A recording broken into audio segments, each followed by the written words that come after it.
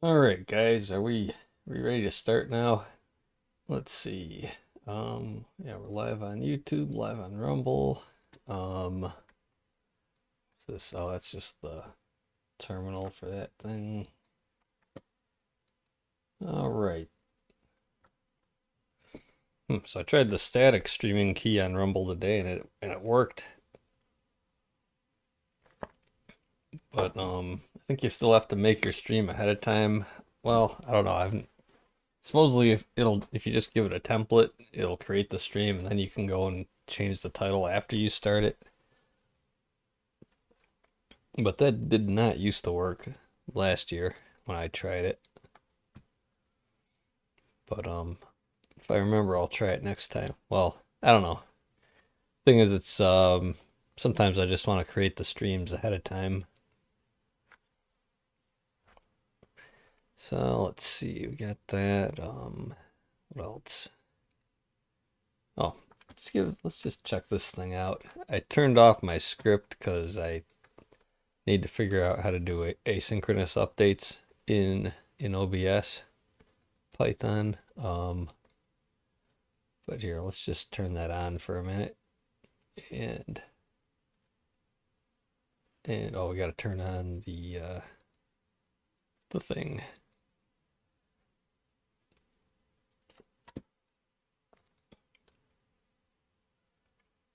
And that should, yeah, there it updated, and yep, neurodivergent one is our latest follower.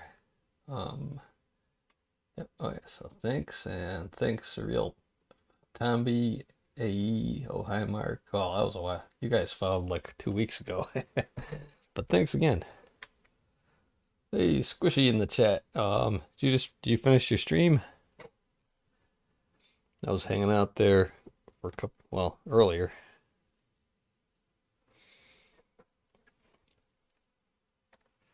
Anyway, let's see. Let's turn that plugin back off. Because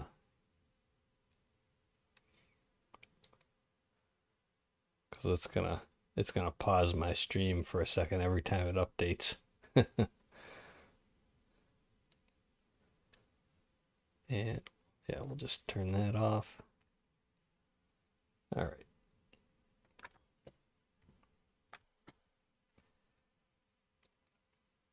Yep, and we are on YouTube if anyone wants to look over there. Let me know if you see any trouble with Rumble also. Some people have been having major problems with it lately, especially Nathan Sifu. His stream was just whacked the other day.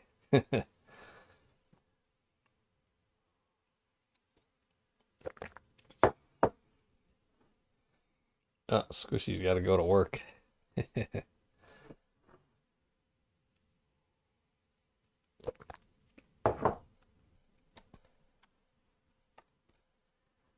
Getting ready for the old day job, night job, whatever it is. Second shift.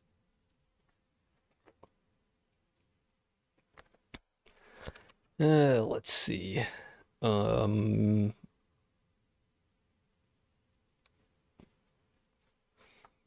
What did I say I was going to work on today? Whatever I feel like. But let's see.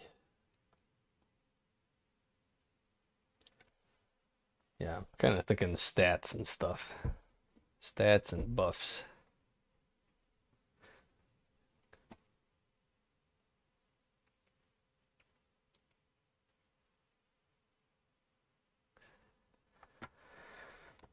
So where do we even begin?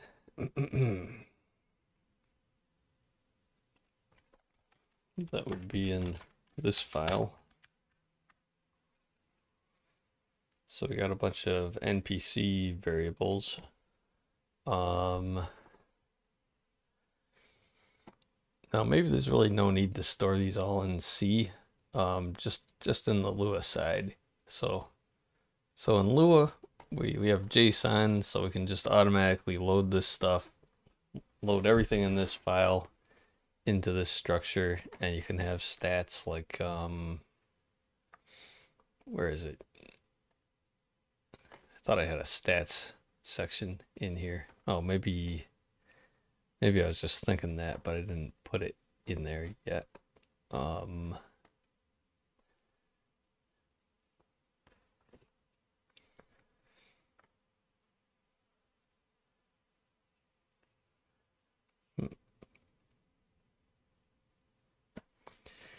oh yeah, Squishy does CNC.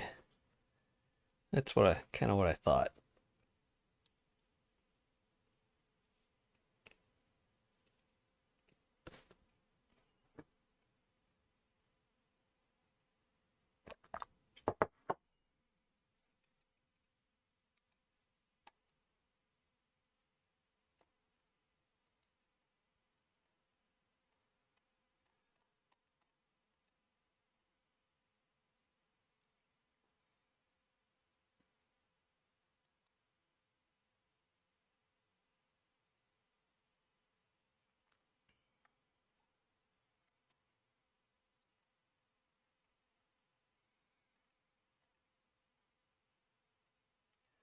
Yeah, so the next step for this is probably to not to worry so much about this interface, but just to we've already got some stats here in C, and where's our NPC structure here? So we've got stats down here. Got a few. And these are the ones that might affect your things like running speed. So and we could just calculate those in Lua, and every time you load or change them, just update, just set like a run speed multiplier and stuff like that in this C structure. And not even worry about keeping the stats in here. We could do that.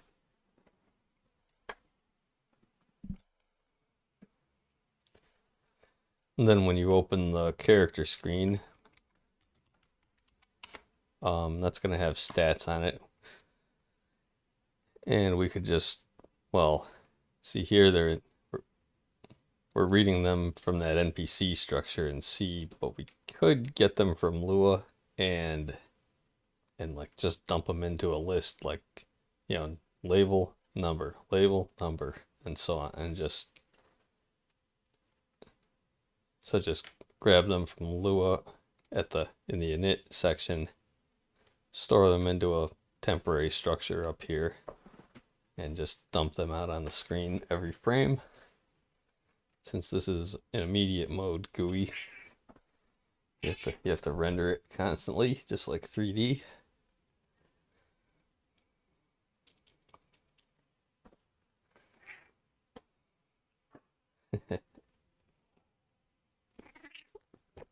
Oh, say hi.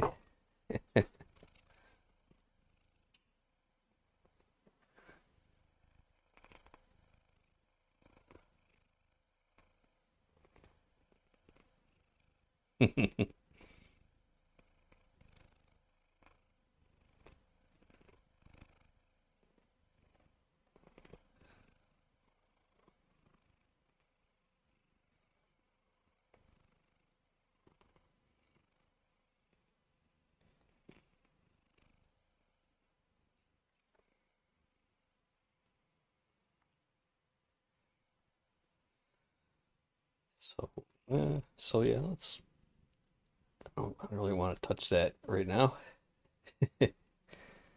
What's all this stuff?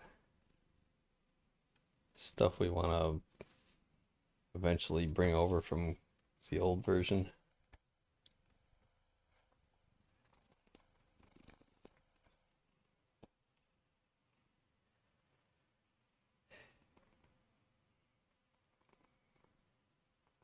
But I suppose before we start adding all this stat stuff, we got to add code that actually uses it in combat. Then yeah, let's get the actual gameplay going first, and then add ways to tweak it. Anytime there's a variable that logically can be tweaked for different you know, different strengths and weaknesses. We just make that, we make that something that you can tweak and level up and such. And then we'll take it from there. Oh, Dita, you were asking about the Lua interface. So why don't I show you that? If you're ready. If you're ready. And you can always go and look back at it later. But here, let's just put a note on the screen that that's what we're doing. What's this?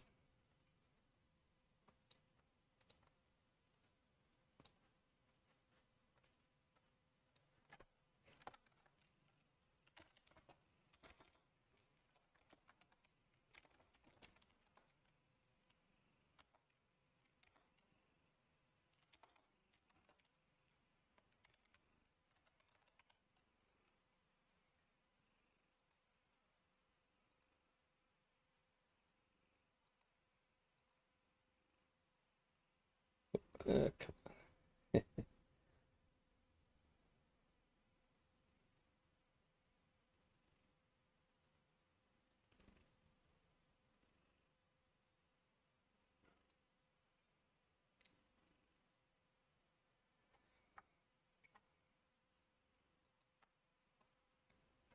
All right, so that'll help you find that if you're scrolling back in the stream, and maybe if I want to make a clip of that.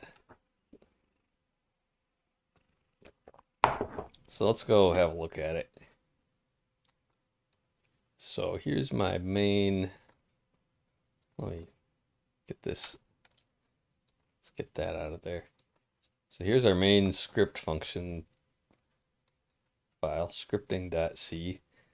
We include all the standard Lua stuff. And we define our Lua state. Just have our main Lua state. Then we got some helper functions, run a string, a little Lua script command. How good you are there. Run a file, just a regular Lua file, and run a function in a file that's already been loaded or run, same thing. And also you can run a method on a Lua object. We probably won't use that if we can avoid it. That's just a helper function. These are new functions. Now these are pretty important here. So Lua has a stack. If you ever used the fourth language, it's kind of like that. Except it's got C syntax, but the API to call Lua functions from C is kind of like fourth. Or actually, C is kind of like that too. You know, behind the scenes, you're just pushing stuff on a stack. But Lua has its own stack. It has a function. There's a function called Lua set top, and you can just put Lua set top L count 0, and that will clear the stack. It just sets the top index to 0. And normally you refer to, like, the stack counts up from 0, 1, 2 from the bottom up, and the top of the stack you can use negative numbers to count down from the top. So -1 is the top, -2 is the next one below that. So that's how we tend to refer to these stack positions, by negative numbers. And then these functions, get field, you push a table on the stack, and then you call script get field with a table key, you know, like and a fallback is your default value. So say you're looking for you push the stats table on the stack, and then you look for the strength key and get its value. That's how we would use this. And that's for an integer, that's for a string, and that's for a table within a table, and that's for a vector. So once you start getting more complicated structures, like you have an array table which has 3 components. Now Lua it's complicated because its tables are a hybrid of arrays and dictionaries. So you basically can have an array table or a dictionary table or a mixed table, which is really confusing. And we try not to do that. I'm going to try to avoid that in this game. It just makes everything more troublesome. So let's see, what are you saying? In this context, stack is the giant table of data. No, the stack is just an array it's an array in Lua, so it's variant data types. It can be a number, a string, or a table. Each element can be one of those 3 things, and it's an array and an index. So let's find a good example of, like, here's how you push a vector on the stack. This creates a new table on the top of the stack. So say the stack is empty. You do a Lua new table that creates an array in the first stack slot. Then we do push number. So that pushes another argument on the stack, and this time it's a floating point number. And it's the x value from this vector 3 that we're passing in. And then we call this function, which raw set I, which takes a number on the top of the stack, and it expects to find a table on the next item below that.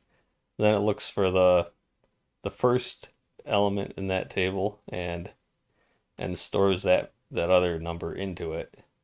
So we push that on the top and then store it into the first slot in that table. Then we do the same thing with the y and z. And then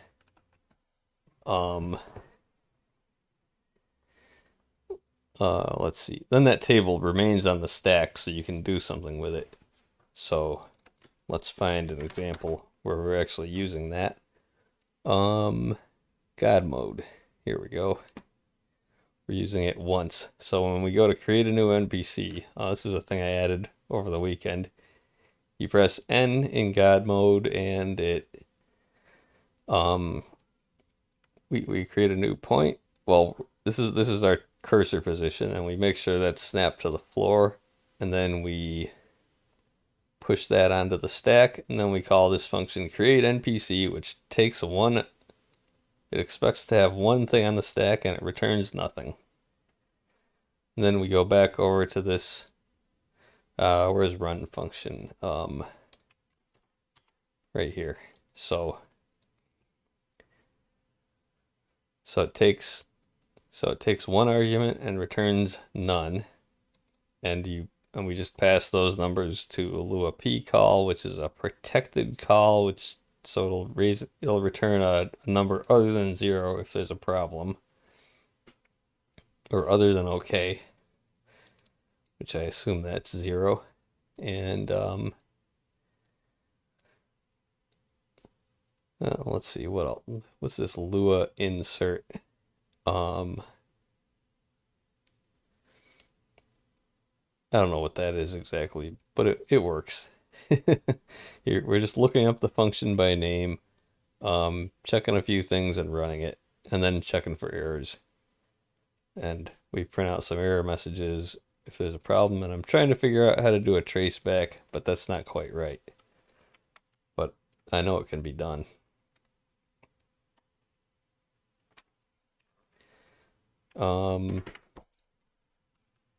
So yeah, let's see. That's how you call a function from C. This is how you call from C to a Lua function. And that Lua function is defined over here in right here. It's just a regular Lua function. It takes an argument, which Lua's untyped, so, well, dynamically typed. So this code just assumes that it's a table, and yeah, it doesn't really do any checking. Although we could check to make sure it's an array of 3.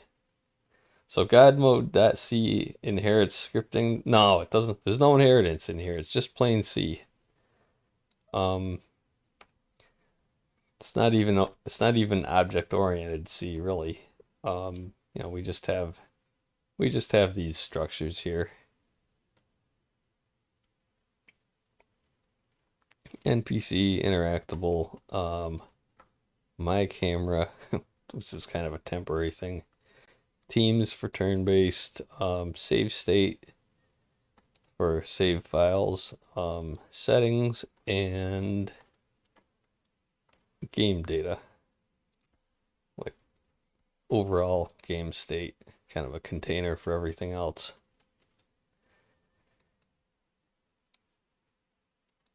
So God mode, when you go into God mode, then this runs off of the main loop. That's it.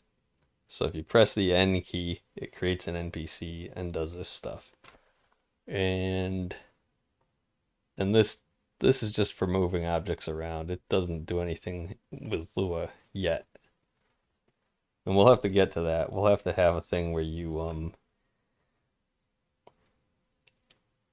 when you get done here, let's actually make a to-do. Update object in Lua. So this is what happens when you create an NPC. And this is a good example because what this does is it just creates a table. This is a key value table, so it's got an ID, a name, which is just new NPC, number, whatever to start with, and a location, which is just a translation or position. And I don't even set the rotation yet because that'll just assume it's 0. And so we just do that. We insert it into our NPCs table. We index it also by ID. And then we call load NPC. And we just pass this structure, this table. It's a nested table structure. It's got location and maybe some other tables in it. We just pass that to load NPC, which is the same function we use when we're loading a scene. We can see that over here. So I'm going over to my main Lua script here. We've got load and save JSON functions. We've got that's for loading the dialogue data. This is for loading a level. And then at the end of the level loading, we create one random NPC. That's a C function. And then we loop over the NPCs, and anything that's in this level that has a location gets loaded. So we just pass that data right to the load NPC function. So just to be clear, that data we're talking about is this. All of this. And then when we get to C, we're only going to look at a few of these things, like the ID, the name, and the location. So now we're going to go over to C. I think it's this file here where we define that function. And the way Lua knows how to call that is we have this script init function that I call at the beginning of the program pretty early on. And we're just pushing the function. This is a C. This is just the C function pointer. So we're just pushing a pointer to the function onto the Lua stack using this push C function function. And then we call Lua set global, and there's one for load NPC. And that's the core. So it just says that when you run this command in Lua, we're gonna call this function in C. So then we go over to where was that? Human.c, and here's script load NPC, and then we just let's see, we get a new NPC, initialize it in C, and then we call script get field integer. So we're getting the ID and assigning it to this variable in our NPC structure, and it's going to be -1 if it's missing somehow for some reason. Then we're getting the name from this structure in Lua. We get the name, and here's how we get the position and rotation. Now if the rotation isn't found, then what does it do? That's a good question. Does it fail? No, I know it works. So, oh yeah, so we create a result vector 3 that's initialized to 0, 0, 0. Then we get the rotation. So if there's a key called rotation in here under location, if there's one called rotation, we're gonna fetch that. Yeah, these three all have it, but if it was missing, this would just return 0, 0, 0. So where is it? Here in scripting.c. Now these are all my script. These are all my files. This is not part of some library that you could use, but you can make your own library like this. And if you look for Lua examples, with C interfacing, you will find some stuff like this. You might want to screenshot some of this stuff from my stream if you want to do a Lua interface like this. I mean, I'm happy to share this kind of stuff, but the easiest way is just to screenshot it. And well, let's see. Like if I start talking about some boring shit or I take a break, just go back and screenshot it, and I'll probably post a clip of this also. Just this 10 or 20 minutes going over this, and upload that. I'll upload that to Rumble and YouTube. And let's see. Anyway, so that's the load NPC function. So we get the name from Lua, and then we have to copy it into our C variable. And just to keep things simple, I think I did it's not dynamically allocated. It's just where's NPC? Yeah, it's just 64 characters max. So the data in NPCs.json looks like a data mapping. Is it a true C mapping? No, this is just a text file. And so that's just a text file. And then over here in syn3.lua, we call, where do we load NPCs? Right here. We say NPCs equals load JSON, that file name. And then that just does this. So we open the file, read it all into this, well, this is a file handle. And then we call this to read all the text in it into this variable t, and then we pass that through this JSON decode function and return the result. So that just converts this into a Lua structure. Into Lua, and Lua is it's like JavaScript. So this is JavaScript object notation. Lua is almost the same. Lua is almost the same, except it doesn't really make a distinction between key value objects and like flat arrays. Like, this is an array in JavaScript, and this is an object. This is an object. This is an object in JavaScript, and this is an array. And Lua treats them both the same. It's kind of sketchy, but whatever, it works.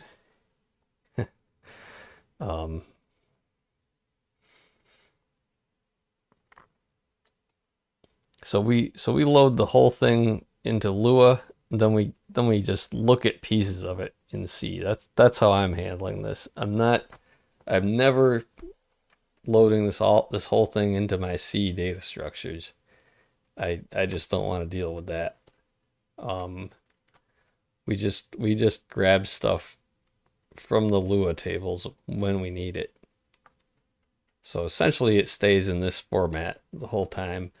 We can edit things in here, save it back out to JSON.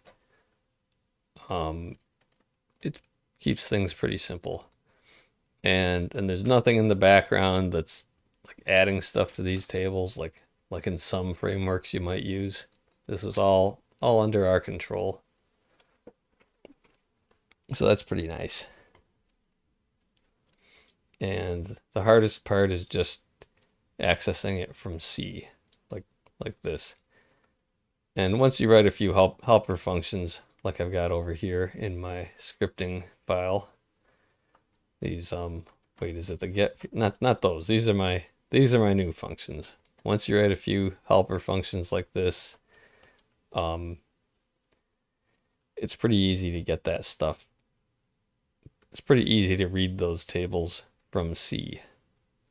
So again, they're called, in Lua, they're called tables. In JavaScript, they would be called objects and arrays. In Python, they would be called dictionaries and lists.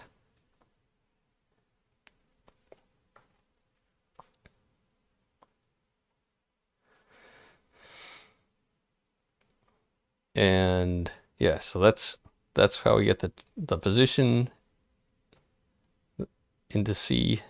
And then we just load all our models, and this is just a bunch of crap here, just ignore that.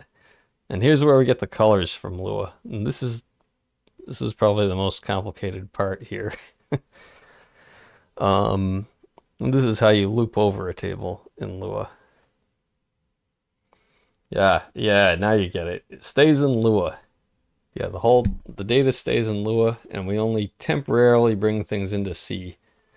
Like in Lua, we have all the data in the game world gets loaded into Lua.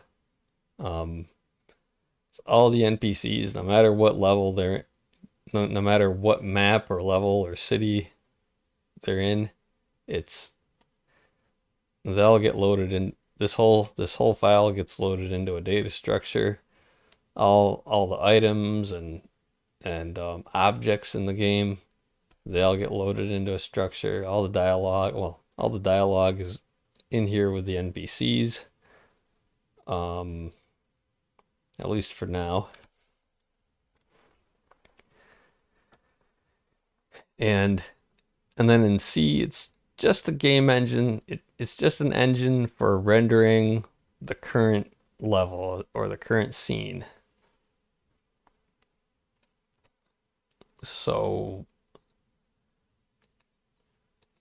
in Lua, we have this load level function. And what that does is it unloads the current scene. That calls a function in C that just unloads everything, frees all the memory, it resets everything to 0. And then we load the JSON data, and somewhere in here, yeah, and here's where we load the actual scene itself. Then we load all the objects, we load all their models, and we just load all that stuff into C, into the current scene, and then And then we load the NPCs into it.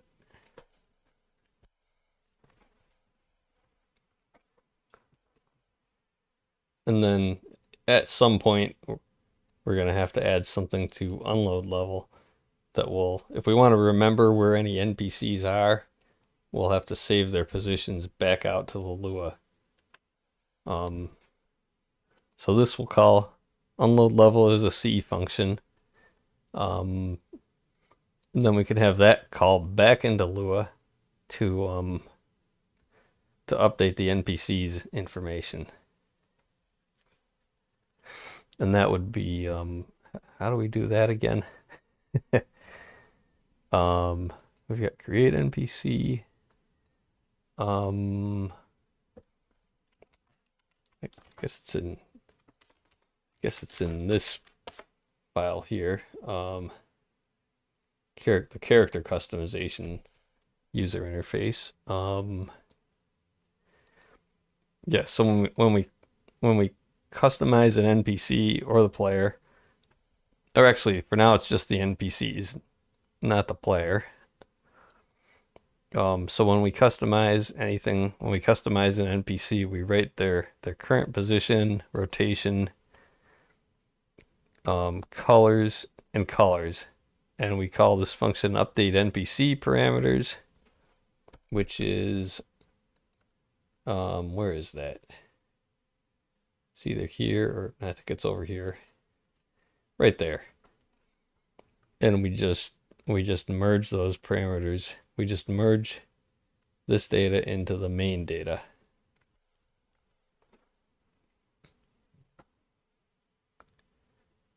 So that just loops over everything in this input structure and finds the corresponding thing in the existing data or creates it if it doesn't exist, and it just copies everything over that's been updated. Pretty simple. And then we have the save NPCs function that saves JSON. It just writes everything out back to that NPCs file. It just writes that back out. And let's look at that for a second. So we can use that this simple JSON encoder or this more complicated one that makes prettier output, but it's really a clusterfuck and it's glitchy. And but it's useful at this stage. But we're gonna switch to the other one. I've got a modified version of it. And let me just show you those two. So this is my modified one, and it's very lightly modified, and yeah, that's all it is. It's like 1, 2, 3, 4, 5 or 6 pages, 5 or 6 screenfuls of code. It's very compact. Then the other one, this big clusterfuck, is it's huge for what it is. It's 1,800 lines of code. There's a lot of comments in there, but still it's kind of overcomplicated.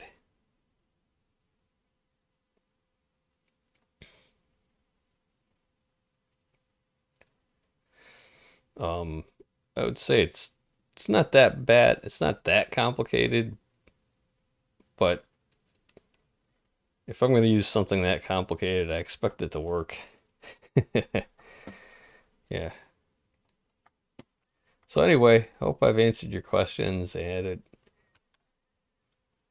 it's good for me to go over this stuff too, because I've been working on this. It's kind of new to me at this point.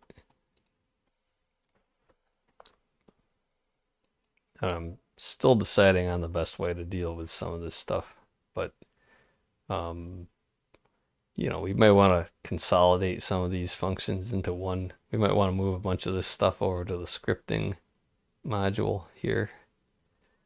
I don't know.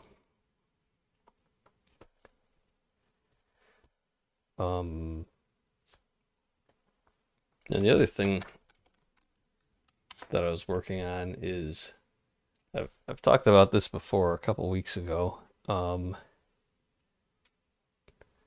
this is for the stats. So I define this enum with a bunch of, it's basically just index numbers for every variable.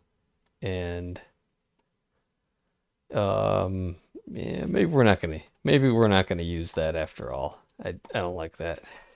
I think it's easy enough. I think it's easier to do it the way I was doing it before, or the way I was doing it over in here. Like where is the part where we get the name and the ID? Yeah, we just say get field. We can say get field. We can say push subtable stats and then get field strength, get field dexterity, and so on when we need to. And that could be when you load an NPC into the scene, when you after you've leveled up or something. Maybe when you start combat. No, we're not going to have a combat phase, but anytime something could have changed, we'll just have to refetch all that information from Lua. So, the stats, in other words. So, yeah, we're gonna scrap that, I think. And just really keep that stuff in Lua. All right, so I think that pretty much covers it. Let me know if you have any questions.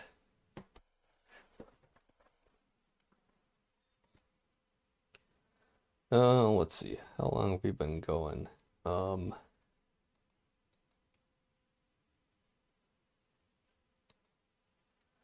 45 minutes. Okay, so I was probably spent 20 minutes on that, but that's fine.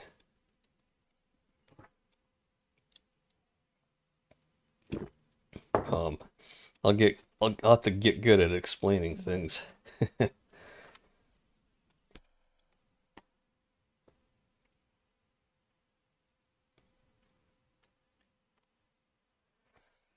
So, now I gotta do some actual work, guys. I could work on the skeleton. I could, what did I say over here on mines? I'm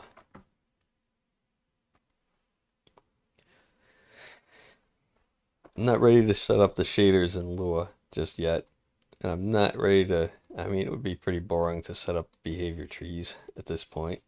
I gotta do my homework on that first.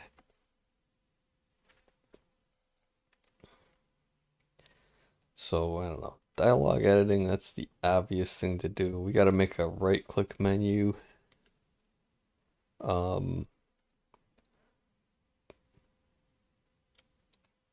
But yeah, maybe I should. See, I feel like I need to do my homework on that too.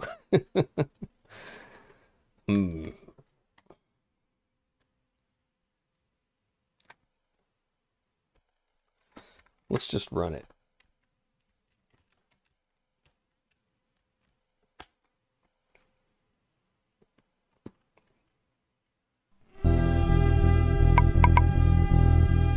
Okay, so new game.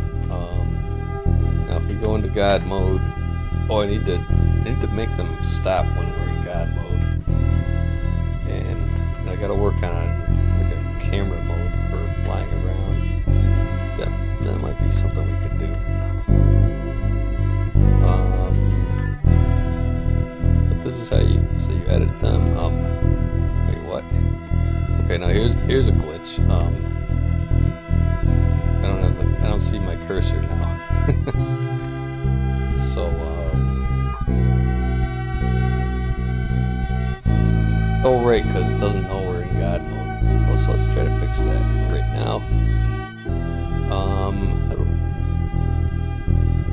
that would be in here.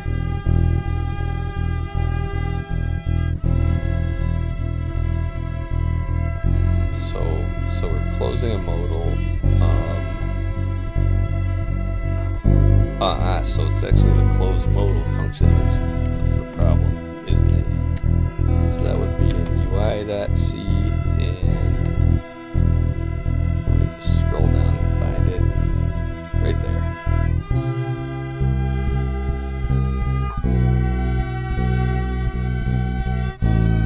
So we just gotta say and not game.godmode. So that should solve that. And she's supposed to be red.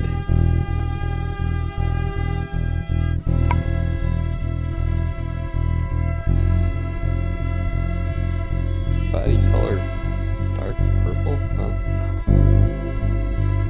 See, this one looks normal. Well, yeah. Anyway, get out of God mode. Let's go back in. We've got a cursor. So I've got this save edits button that I just added the other day. So now nothing gets written out to JSON unless I click that button. So I think we could add a little menu. We could add some buttons up here when you're in God mode. I want to add a right-click menu for when you click on an NPC or object.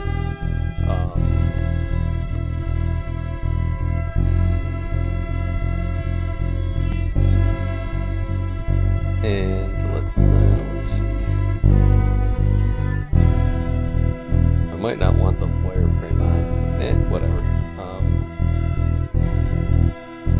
Oh, let's see. We can add NPCs in God mode.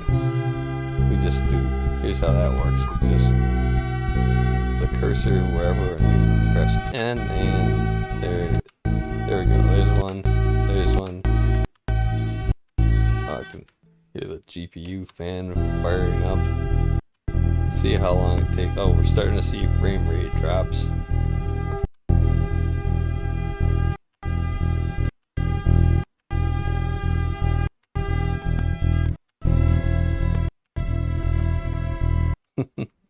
Oh, and it crashed.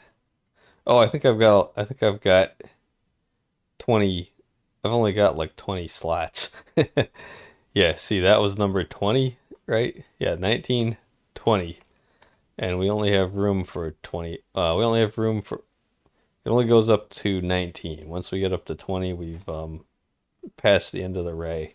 The end of the array. So of course it's gonna crash. So if anything, we need more slots, I guess. But let's just make sure that the cursor comes back when we leave,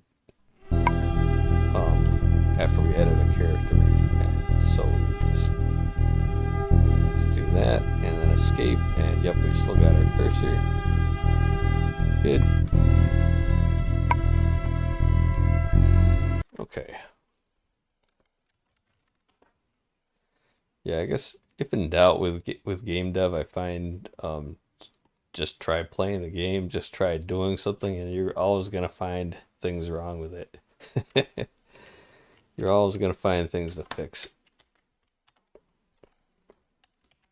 Now, what do we got here? Oh, I didn't mean to do that. Oh, right. Well, that's nothing to worry about.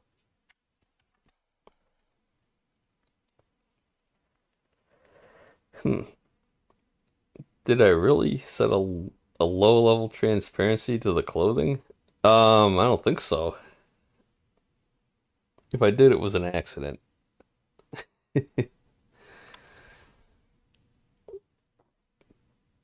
But I could.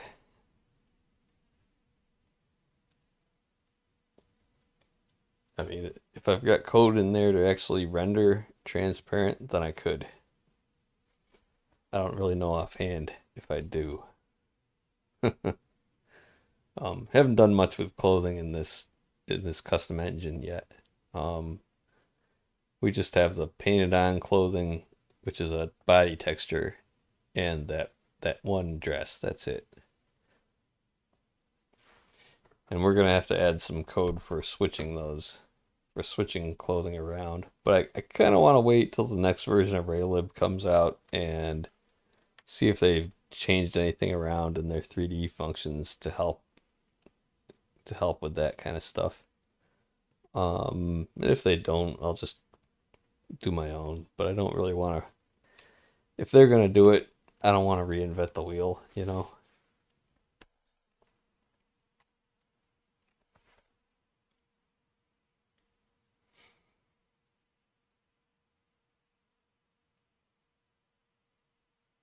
And I might go and make a few suggestions for them if um if they're looking for suggestions, you know. Because I don't think there's a lot of people making games like this with Raylib yet. It's the 3D is fairly new in it, and making a full-fledged RPG is definitely pushing the envelope. Even with Godot, that was kind of pushing the envelope. And I think the main guy who was doing that went over to Redot.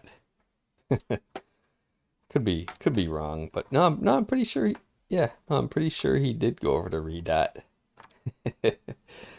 I recognized his name or his username, and I said, "Oh yeah, that's a big win for Redot."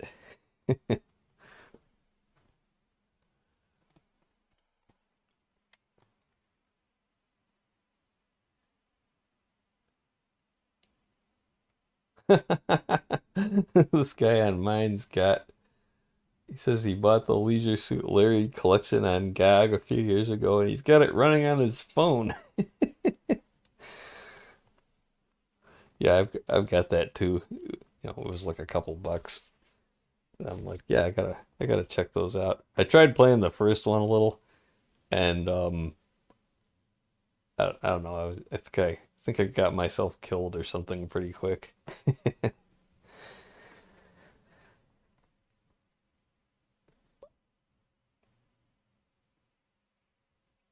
Oh, it's kind of like if you ever seen that show, The Golden Girls. It's about these old ladies who live in Miami, and one of them's got this douchebag ex-husband, and it's like you're that guy.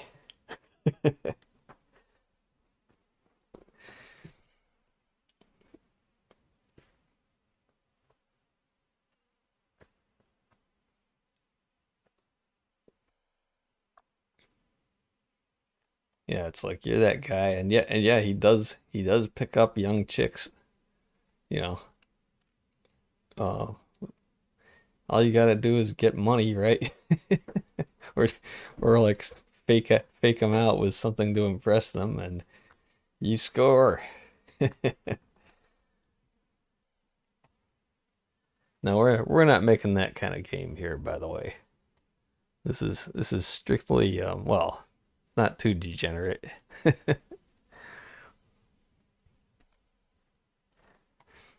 No, this is a game about sucking blood and things of that nature.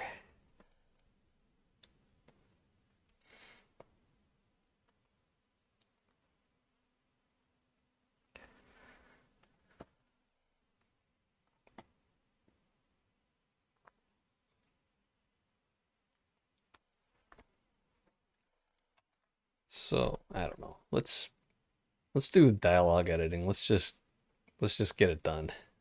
Um, well, we're not gonna get the full wraparound text editing done, but we can just pretend. We can just sketch it out so you can just edit, one line worth of text. And yeah, now that I think about it, we've also got to figure out a better way to edit the names and stuff.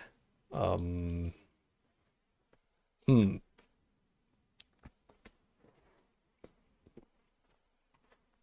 Let's just see if there's anything.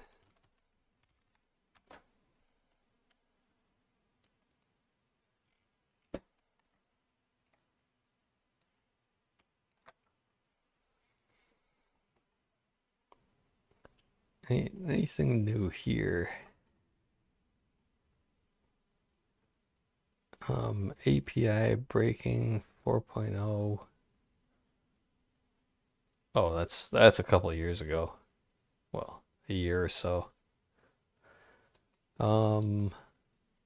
Let's just look at the commits and the issues.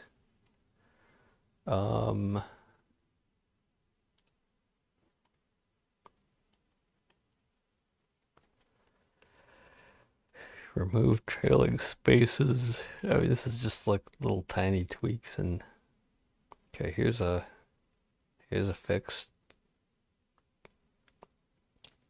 That could be a real thing. Oh, control backspace to delete words. That's nice. So they have been making some improvements to this text editor. September 24th, we might have that update already. All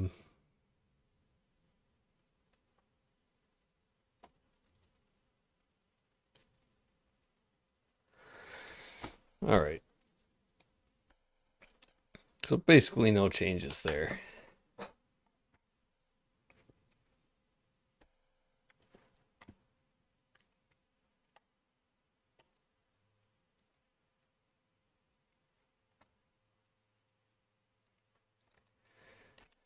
Okay, so get out of all this. Let's just close all this crap.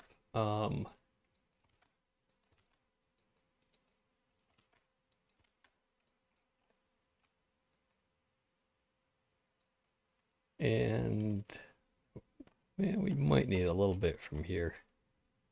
But we'll what about this? This is just like get the next ID, that sort of thing. We are gonna need we're gonna need a function in Lua to get the next dialog ID for the within the NPC. But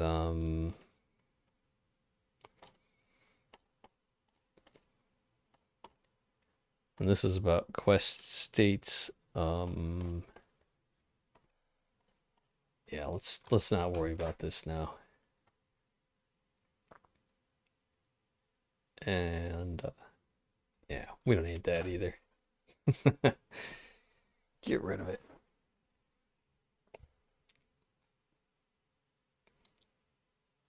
So the main thing we need is if you're in God mode,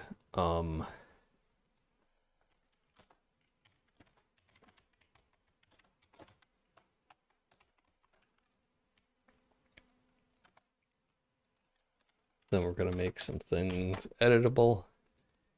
And let's see, I want to change the colors also. So let's actually do that now. Just got to find an example where I've done that before. That would be in character creation.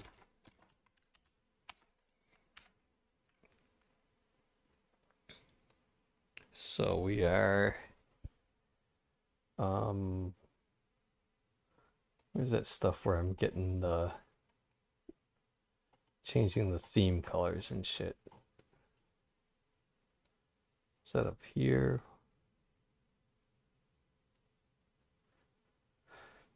No, it's got to be for the background color. Oh yeah, that was in a sub function though.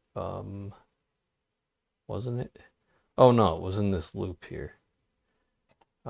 Here, yeah. So we're changing the base color for the button, and then we change it back to normal.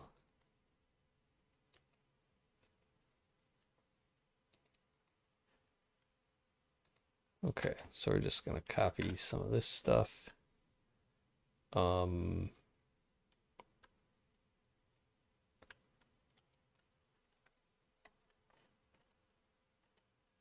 So let's just come on up here. Oh,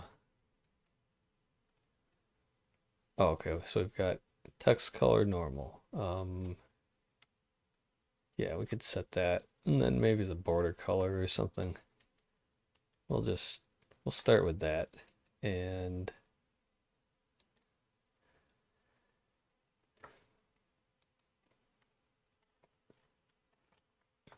then where's the part? Here's the part where we set it back to normal, and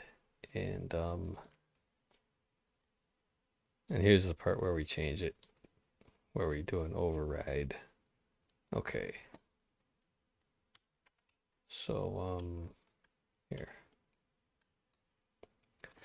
So if we're in God mode, we gotta, whoops,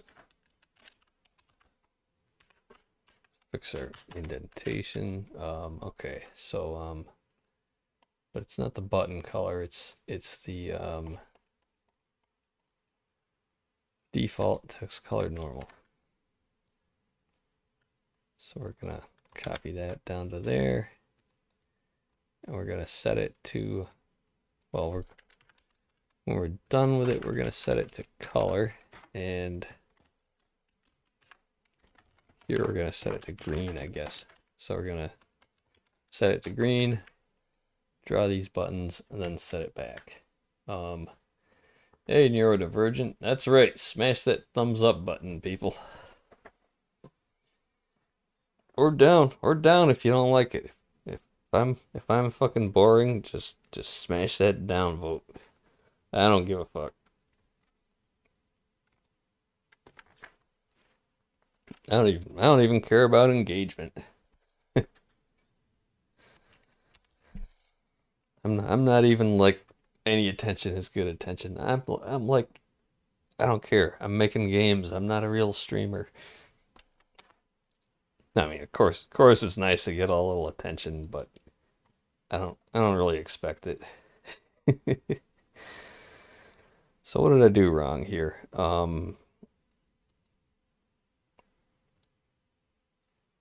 Incompatible type.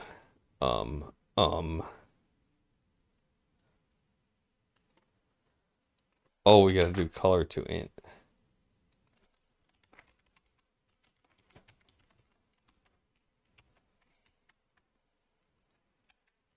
Because Ray GUI is different, right? Oh, we gotta do it here too.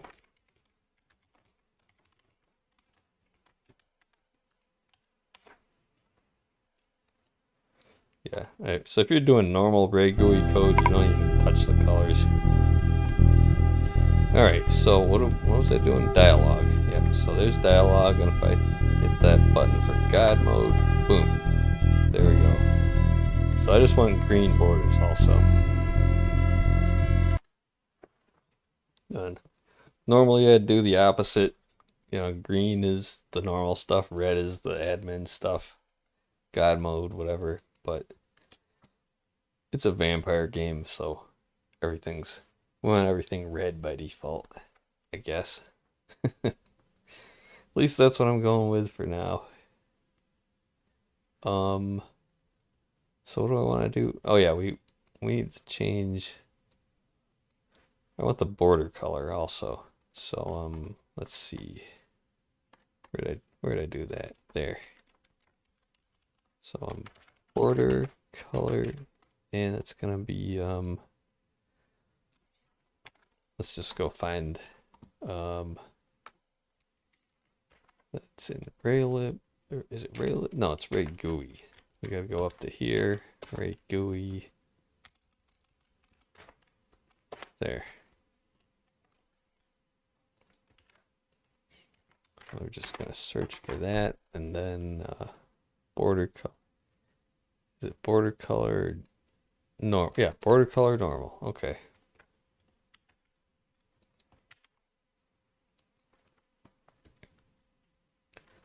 So we're gonna get that, and we're gonna set that to green also, and then restore it to the border color, which should be the same in my theme, but whatever. In Ray GUI, they can be different colors, so I'm gonna keep track of them separately, just because. Alright, so we gotta talk, go to God mode, and yeah, they're all good. That's what I want. And if I click on her, yep, I can go right into character creation while I'm in dialogue. So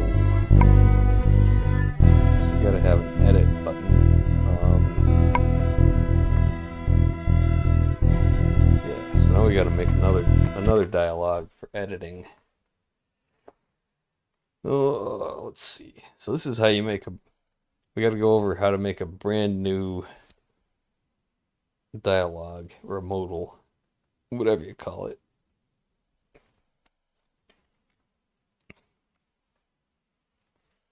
So in my system that I've come up with, we've got a stack with these modal structures on it, which is, I think that's defined here.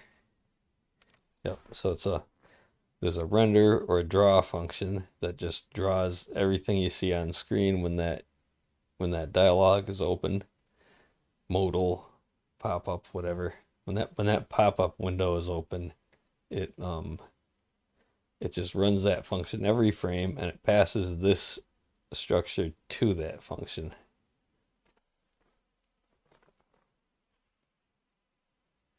And then it's just got a few parameters that we can use to pass data to the function. And pop-up means it's going to keep the window under it. It's going to draw the window under it. If that's false, it's only going to draw the top window. So in this case, we do want it to be a pop-up, and that might be the first time I've done a pop-up in here. Looks like a clip out of the Matrix to me, but cool shit nonetheless, lol. Thanks, man. Yeah, got God mode there with the wireframes. Yeah, it looks like Matrix shit. But it's the same kind of thing you see in a game engine editor.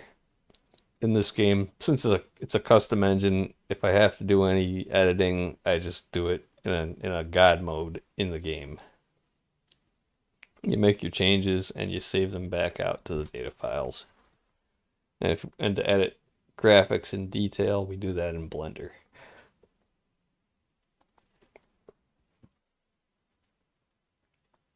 So this is, in Blender, we do art in Blender, and we edit content in the game. And there are ways to edit, like you can add custom fields in Blender, custom properties they're called, and you can even set it up to export those in GLTF format or something, and you can read those into your game engine, but that's too much trouble. It's easier just to go and edit your metadata or your content in the game. That's what I've found. And Go.devs are going that direction too. They're like, we want in-game editing. Fuck this editor. We want in-game editing. Can you guys change a few things to support that better? That's what Go.devs and Re.devs have been saying. The more experienced ones, at least. So let's see. We gotta add a function down here somewhere, and this is gonna be this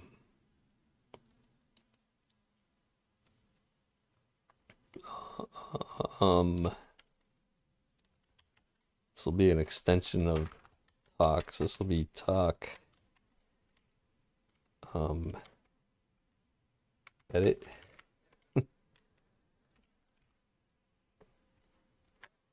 And we're gonna, let's just make a new file. So I'm gonna do a file save as talk edit. Yeah, I guess we're gonna do it that way. So we're gonna use that. We're gonna use that convention for these functions, just so they match the file names. And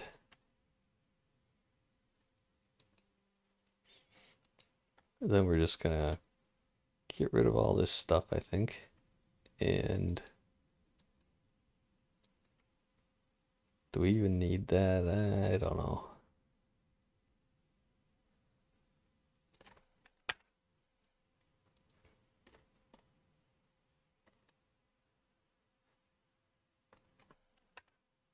Yeah, I'm just gonna get rid of all these helper functions. We're gonna call it talk, edit, draw. We got an NPC parameter that we pass in, probably. I actually probably chose a bad one to copy. So we're gonna go back and copy a different one. Anyway, let's see.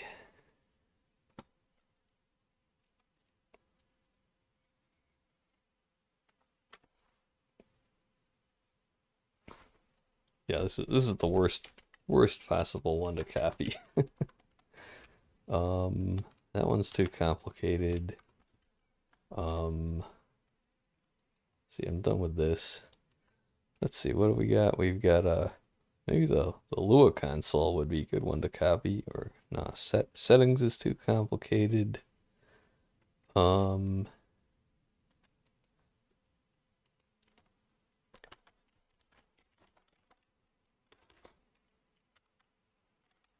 Maybe the menu. So we'll just copy this.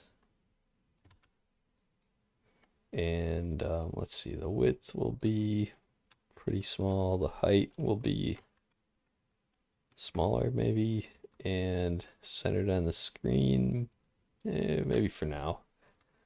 And well, what else? We're probably not going to use that, but whatever. Not going to use any of this stuff.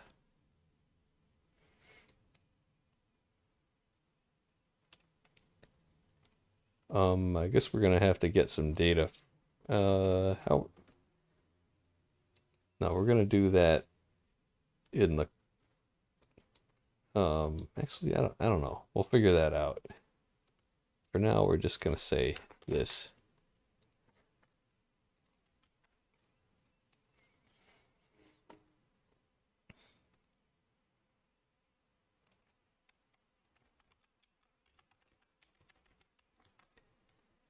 And let's see. We're gonna need a window frame like that.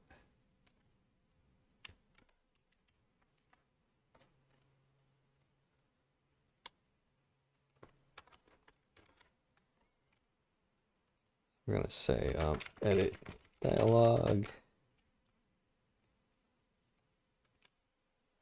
And if you click the box, we close the modal.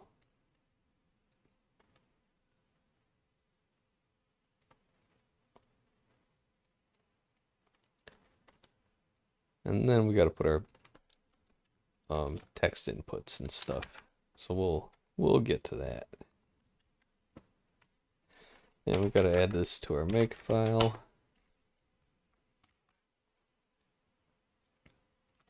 So that was UI talk edit. And now we got to open it also. So let's see.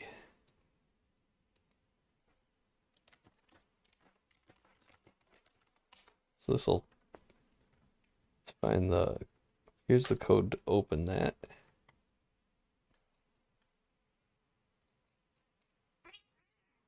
Oh, come on. Come on. Get up, get up.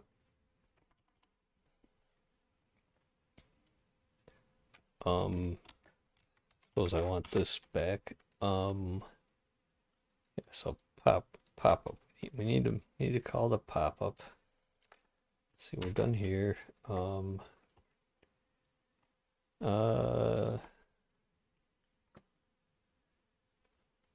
We need to go back to here.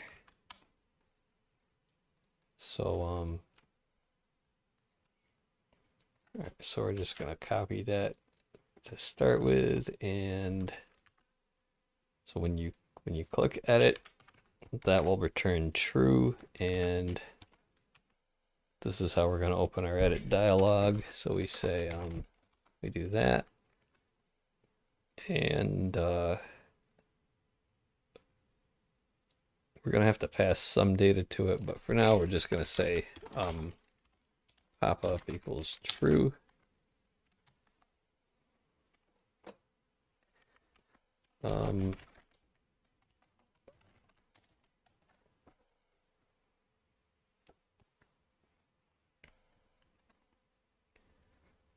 Actually probably NPC equals NPC, and do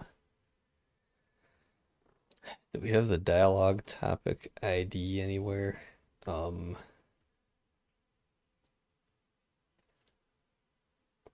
Dialog ID right there.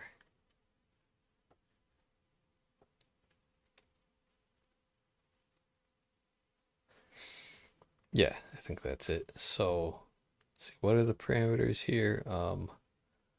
We've got a mode parameter, which is an integer. So we're just going to use that.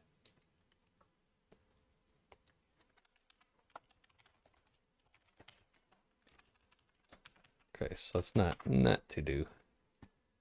And then we're just going to say, where were we? Oh, back here. So when this opens up, we're going to say print edit dialog NPC number that, and topic whatever, and then NPC ID, it's lowercase, and what was it? Modal.mode. Yeah, a little bit sloppy. Will it compile? Oh, whoops. Yes, this is what happens when you forget what capitalization conventions you're using. Text size and shit. Let's see. We just need to define those here. This will be simpler. We don't need a ton of static variables for this one. Everything we need is basically in the modal. We're just gonna have to fetch the current text, I guess. That'll go into a static variable, but that's it. Print it. Oh yeah, right. Whoops. Going back and forth between Lua and C. Alright, so let's just talk in God mode, edit. Okay, so we got edit dialog, NPC1, topic 0, close that. Topic, what does it say? Oh, it's not. Oh, right.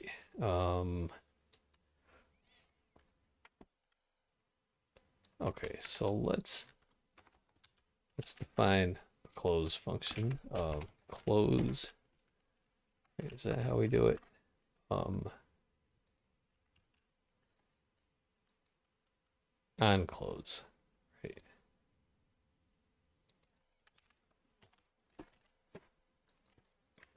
And then we gotta pass that. We gotta pass that in over here. On close equals that, and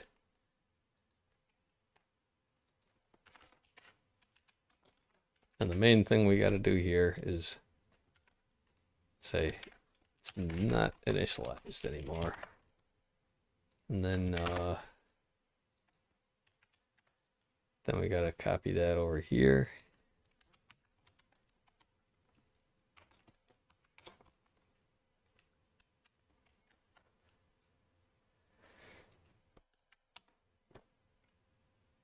And what's the problem there?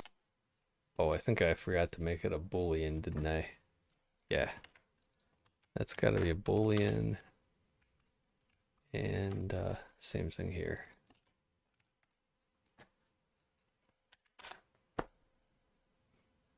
And that should work now. Okay,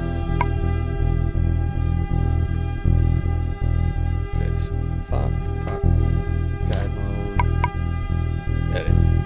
NPC3 topic 0.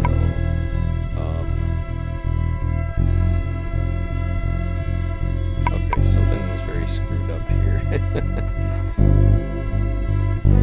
Let's get out of. Oh man. So I think that might be a problem with it being a pop-up. So let's neaten this up a little so we can comment these things out easily.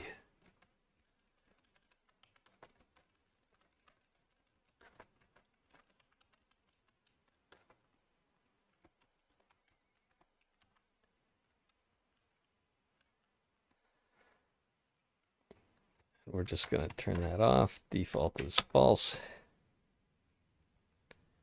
Control reaches the end of non-void function. Oh, we gotta. Oh, maybe that's the problem. Right. So on close. Over here. How does that work?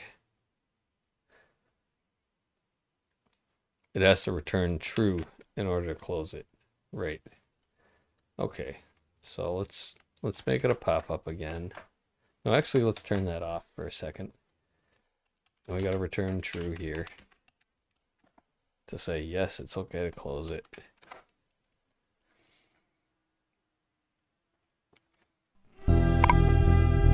This is a very, very manual GUI system. There's no hand holding. It's very, very C-oriented, very manual. So click that, and it's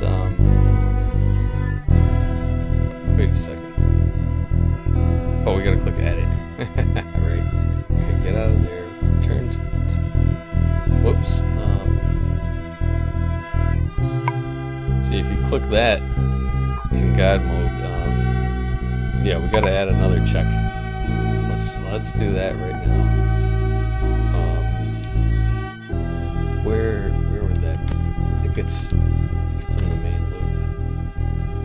There's pretty disorganized code here. So where is the part where you click on something?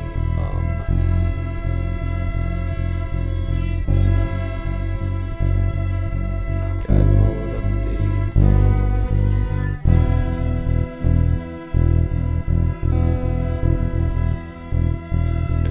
Maybe it's in God mode. Oh yeah, there it is. Okay.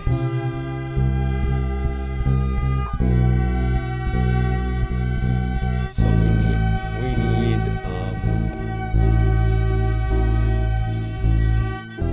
need that. So there can't be any modals already open. So if you're talking to someone, you should not be able to edit an NPC.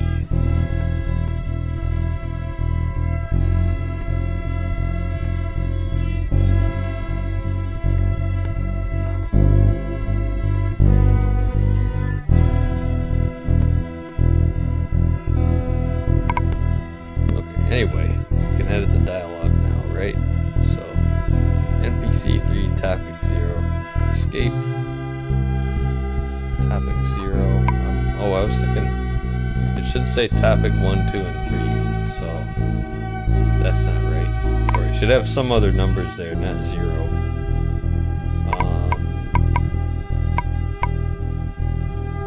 So maybe I'm just looking at the variables wrong. So if I say, can I get a drink? See, it does pass that along correctly. So let's just go back here and make sure. Here. So let's see, where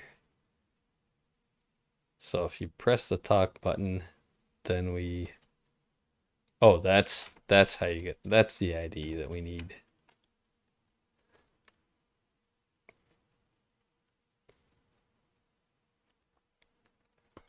So we're just gonna get that.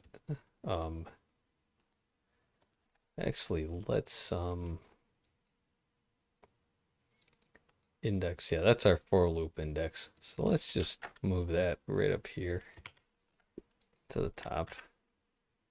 And then instead of, where's that? ID. So let's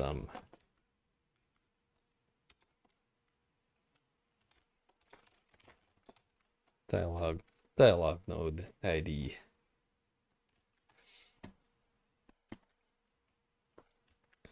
All right. Whoops. Why isn't that defined? It's probably defined in here. Yeah. So we need to say extern. That's kind of kludgy, but it's okay for now.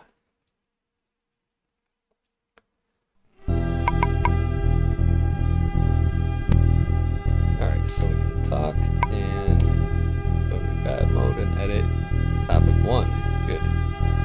Topic 3, topic -1, huh? Oh, because that's not a real topic. See, that's goodbye. That's something that's added in the C code. So that's actually correct. So let's see. So we get out of God mode and we press E to talk. We go back into God mode and we can say we can go into this topic and then we can go and edit all these. Topic 4, 5, 6, 7, and 8. And if we go into, yeah, we can actually just click here to navigate down into the dialog, and then here to edit topic 9, topic 10. And we don't have anything for delete yet, but that'll be for delete.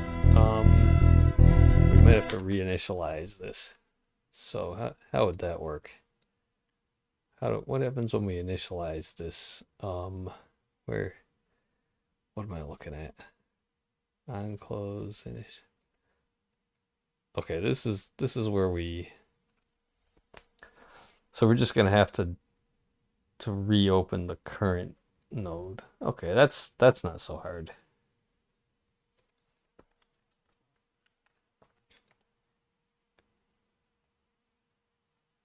So see, this calls into Lua, right? Yeah, this calls open dialog node. So it just needs the NPC ID and the node oh, we actually have NPC IDs now. So we can do that. Although let's leave that off for now. Cause we only have actual dialogue for the first NPC. So we're gonna default to that for now. I'll bookmark that though. Try to remind myself. Now if we enable pop-up, we should just show you. Where's an NPC? Okay, talk on, go to God, talk, God mode, edit.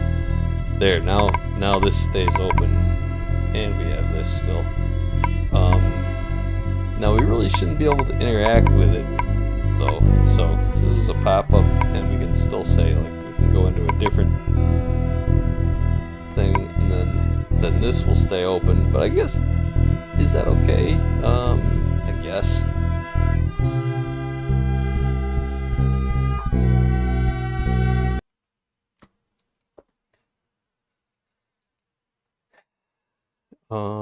Let's see. Also, when we when we close the edit pop-up, we're going to want to refresh. I guess we're going to want to refresh if possible, but how do we do that? Like, well, how does the main talk dialog know when we've closed the edit dialog? Maybe we'll just define a function. Yeah, that's probably the easiest way to update this. We would just say, let's see, where do we keep track of our NPC ID?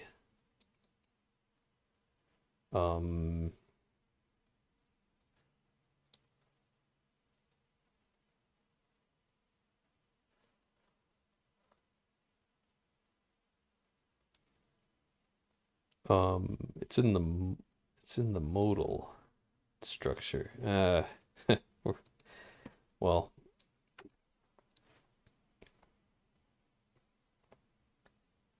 we could also just set a flag that says we need to update.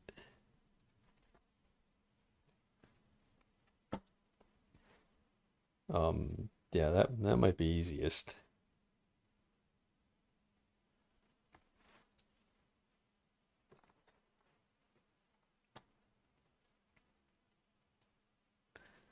Or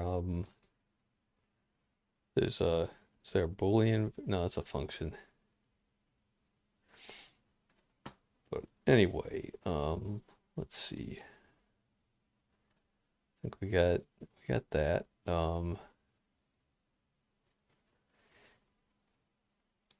Right, I made so now it doesn't open character creation if you're editing dialogue. That's helpful. If you're in dialogue, in God mode, it won't do anything weird. Let's see. We don't really need these open for the moment. Let's see. That's the menu. We actually got to add the content to this editing dialogue. But first of all, let's do this.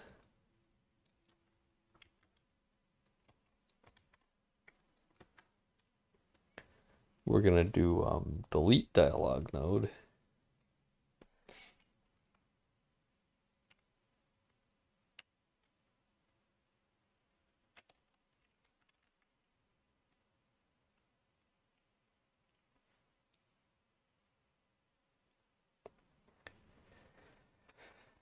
And how's that gonna work?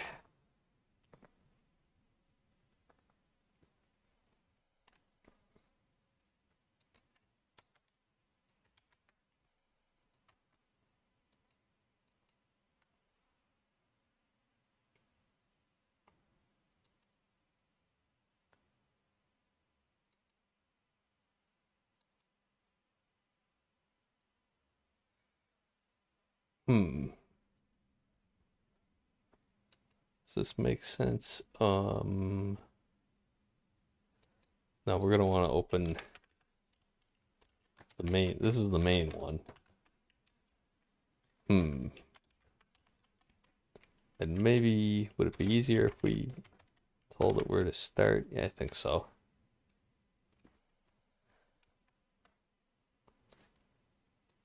And let's see.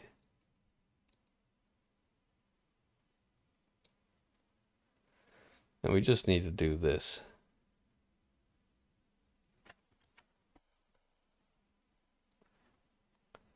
We don't need anything back from it.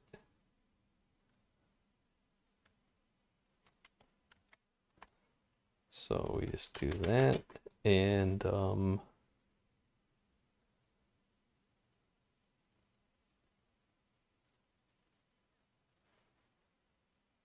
we run that to update.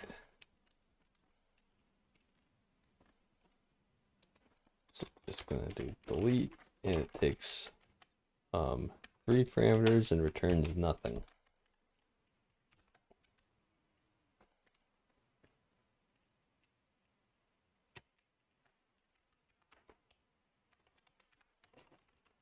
That's gonna be to refresh the display.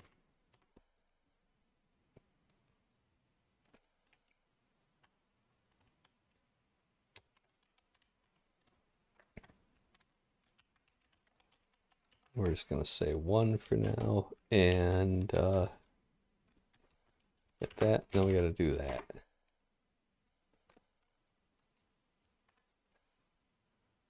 So let's open that test function again. Okay, so we got open dialog node, and we're gonna need a delete dialog node.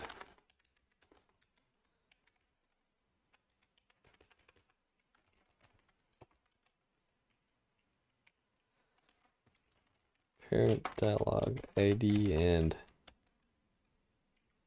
delete dialog ID. Yeah, we don't really need the parent ID, but it'll make things a little easier. I think maybe, or wait, will it? Let's see, this is gonna have to be a recursive thing too.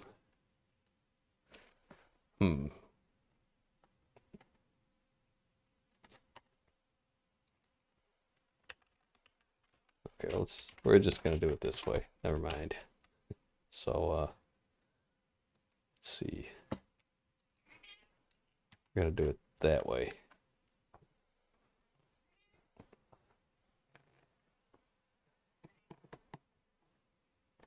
It's only gonna take 2 parameters. And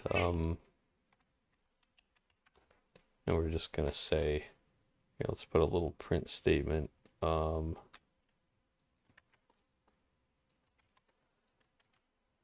Whoop.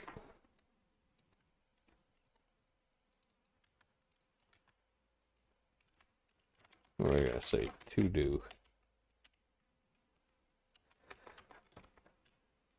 End. And do I really feel like dealing with this now? We gotta copy this down and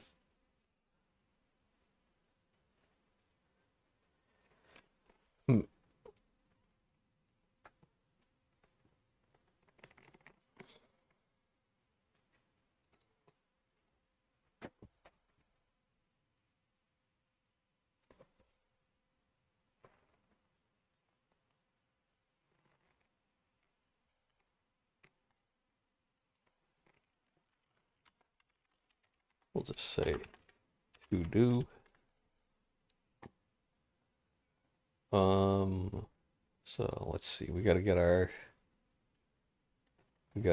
our details up in here. So that's the initialization. Then we gotta have our actual text entries and stuff down here. Okay. Semicolon at the end of 135? Probably not. Yeah. Thanks. It doesn't matter. Like, they're optional in Lua, but yeah, I'm forgetting that I'm not in C here. Oh, phone call. Be right back.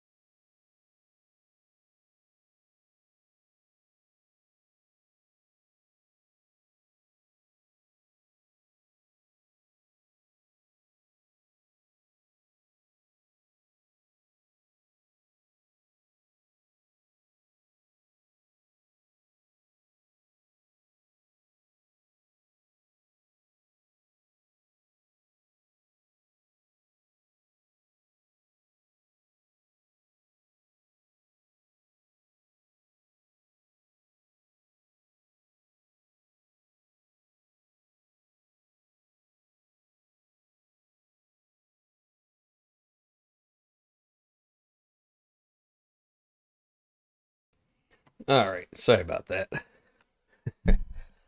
Believe it or not, that's the least obnoxious default ringtone that actually gets my attention. A lot of the other ones sound like if I was listening to music or something, a lot of the other ones would just blend right into it. And they don't really have anything that sounds like a phone, an old-fashioned phone. These things are designed by idiots, guys.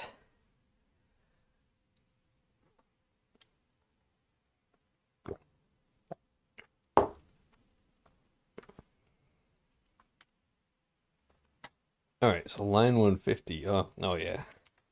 Thanks. Here, let's see.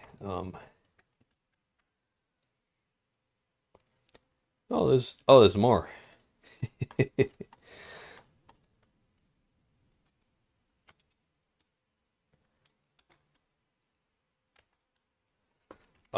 Here. Let's just search for semicolons. Delete, delete, delete. Yeah, the only time you need semicolons in Lua is if you're combining things on one line. Let's see any. Oh, whoa.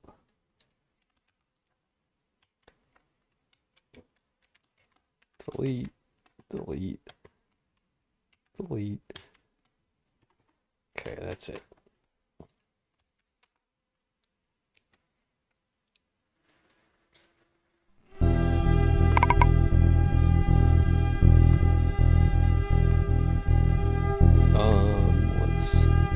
Let's talk on go to God mode. Oh yeah, so where was I? I've got a. Let's see, we can't. Oh hey, what is it? Oh, that's we can still move structures in this mode. Whoops.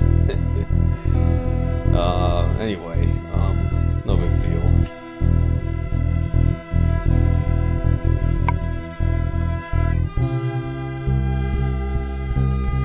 So I just accidentally saved all that. Let's bring it back. Let's just paste that and we'll put a space there so it doesn't remember that.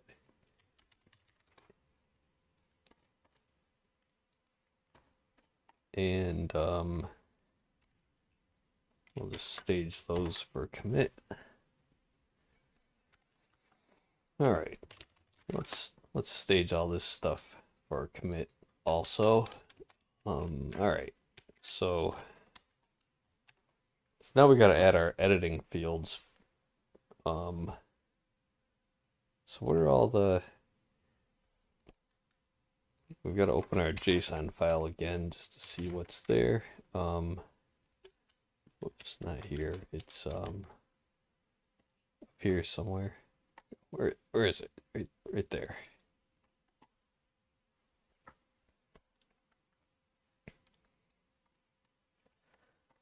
So let's see. We've got a heading, text, ID, and there's some other options we can check, but yeah, okay, we'll worry about them later.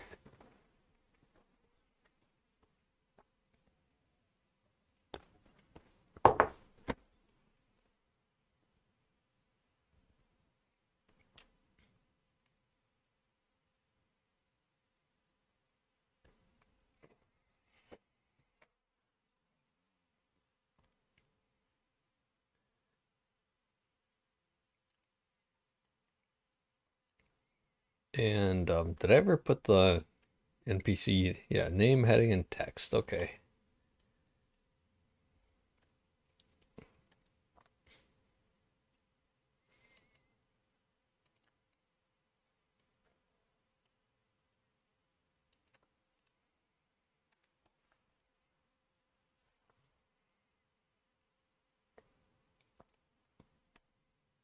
So let's look at the save game.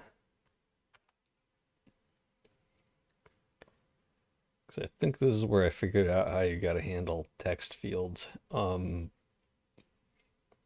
You can't just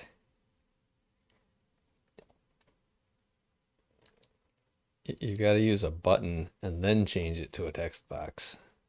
Um, and how do I tell if I've clicked it? Oh, here, button. Um, and there's text box. Okay. So,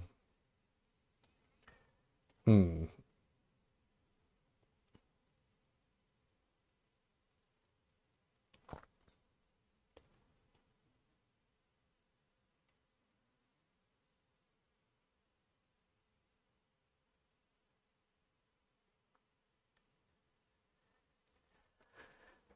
And I think that returns true when you press enter. Yeah. And we can look at that over here too. So, what is it? GUI text box. If we can find it.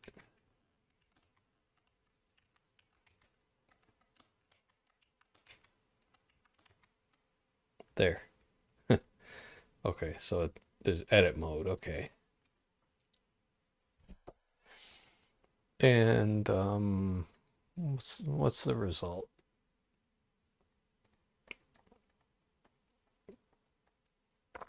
Oh, geez. It's pretty complicated.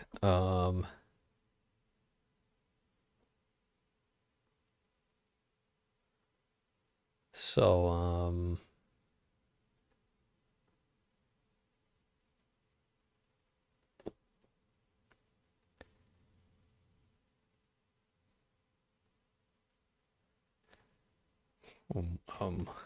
oh, right. If the mouse button was pressed, we return 1. Or if you press enter on it, huh? Here, let's see.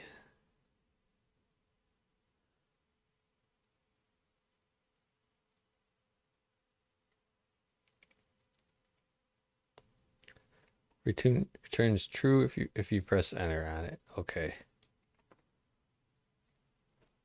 And what about edit mode? Then we go into here. If it's not disabled and not read only and not blocked or anything. Okay. And not wrapped.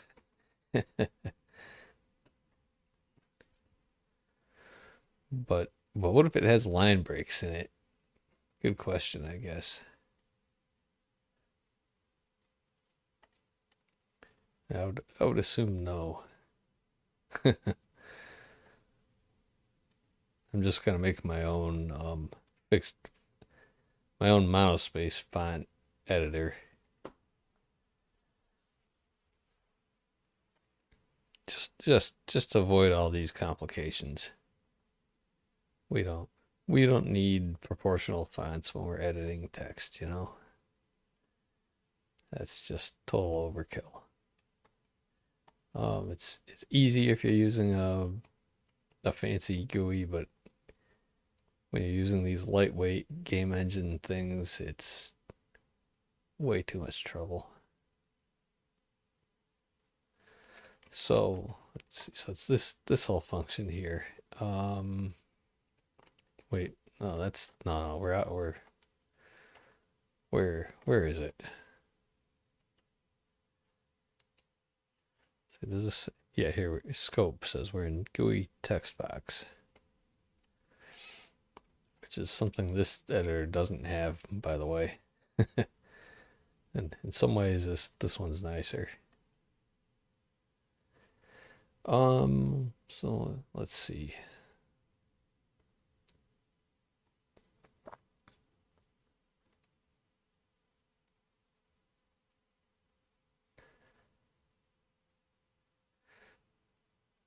So if edit mode, we do all this stuff. Whoops. Otherwise, we do that and return we return true if you click on it, I guess.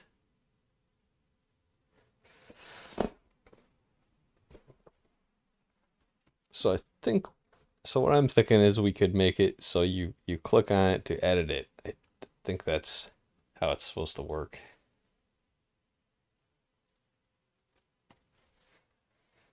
So maybe we don't need all this. We just need, well, here.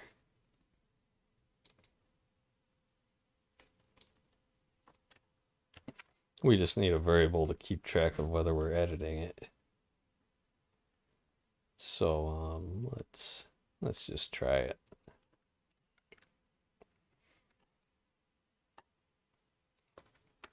So we'll put it down here.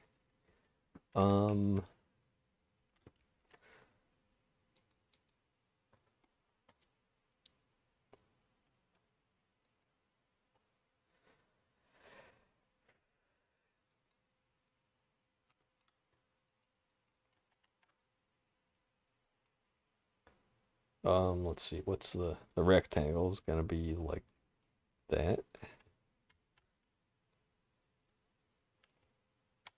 And we don't need any mouse over or anything.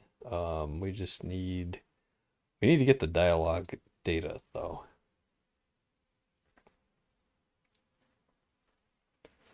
So, static int,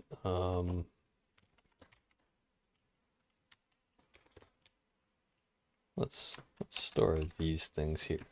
NPC ID and dialog ID. So we're gonna say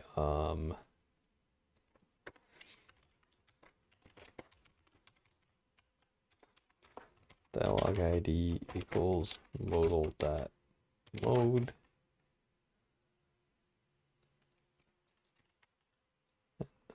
Then we're just gonna do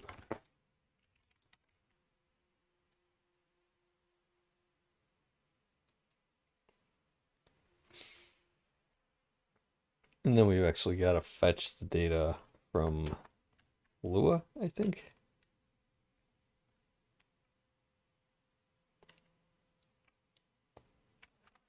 Yeah, that's a little bit of complexity, isn't it?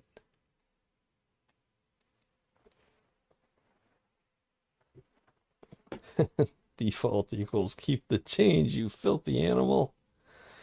Keep the change, you filthy animal. I don't want your grubby hands all over my change. What game is that from?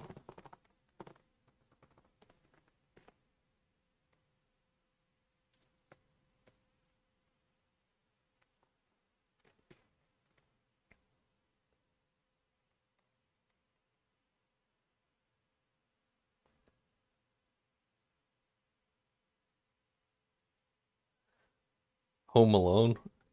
Oh yeah. Oh right. Where he's like playing the recording from like Goodfellas or something, right? Some old mob movie. Keep the change, you filthy animal.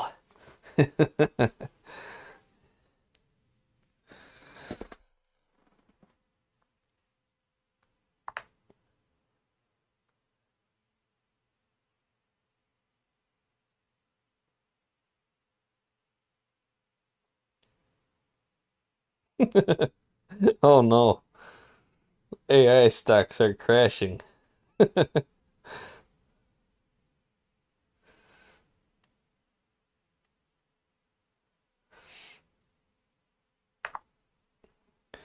Yeah, did you guys hear about that? I mean, I kind of assume everybody in here would have heard about that, but I don't know. Some of us probably, some of us don't really give a fuck about AI and crypto and shit.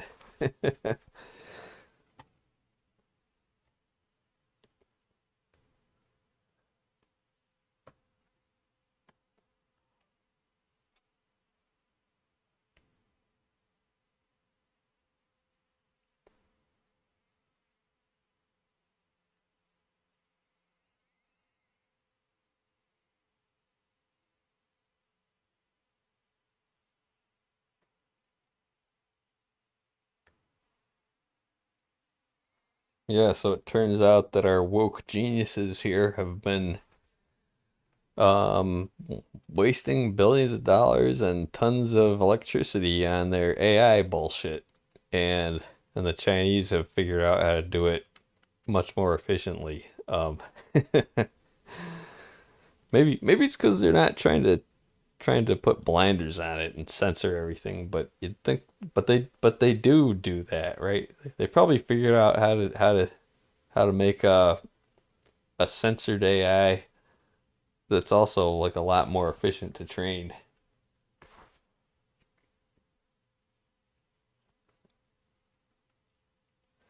I guess I've heard that it also is more like more technically oriented, like for programming assistance and that sort of thing.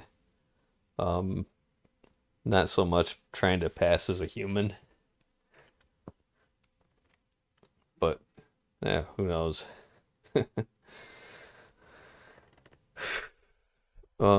Anyway, we gotta call Lua to get this data. Um, we just need to, yeah, we just need to get it. So like this one returns all the, this one gets all these let's see how did I do this?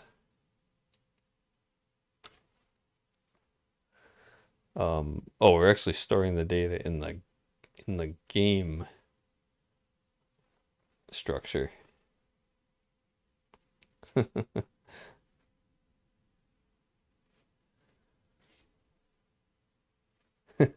Yeah, DeepSeek did it for under a tenth of what ChatGPT did, but who knows? ChatGPT devs probably added way more servers than they needed. It was just a way to spend money.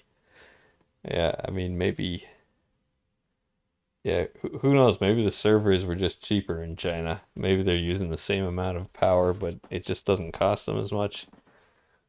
But yeah, they're not they're probably just less efficient. People are calling it the AI Sputnik moment. Yep. Oh yeah, guys, did you know we won the space race?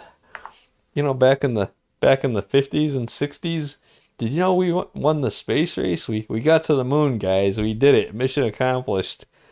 And meanwhile, like our government was telling us we're way ahead of the Russians. The Russians were kicking our ass in the space race, and then in the 70s they just pulled ahead of us and left us in the dust.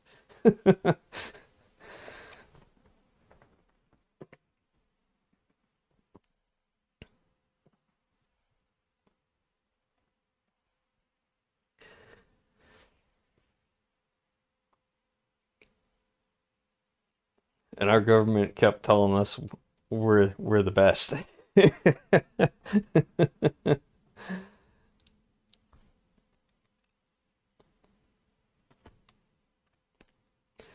USA number one.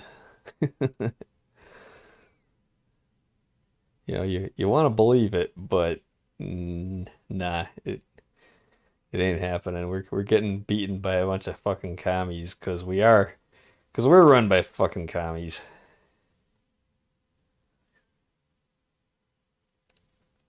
Bigger commies.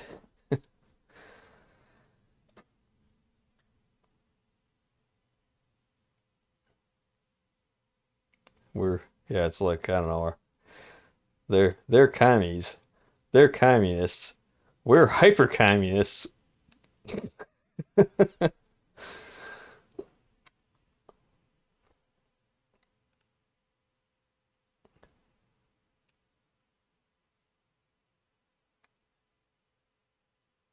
If Neil, Buzz, and Mike knew how little tech was supporting them, they never would have gone up. Yeah, it was like it was all held together with a shoestring.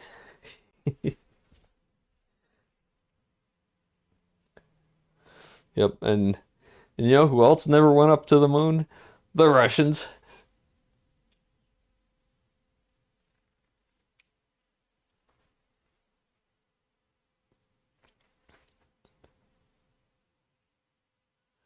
And how many people died in our moon launch program? Like, I don't know. Like, there's at least that one crew. Was it Apollo 13 or something that blew up on the launch pad? Or no, like the whole thing didn't even blow up, just the crew capsule, right? But they all burned to death. And but we had like all those, like two space shuttles blew up, and bunch of other smaller accidents. And the Russians lost a few people when they were testing in the early 70s. But they haven't lost anyone in over 50 years. A few people got hurt a little in rough re-entries and shit. I think they had one launch maybe 10 or 20 years ago where it like the last stage failed or something, and they had to abort and come back down. And it was you know, they were getting like 8 Gs on re-entry, but they were okay.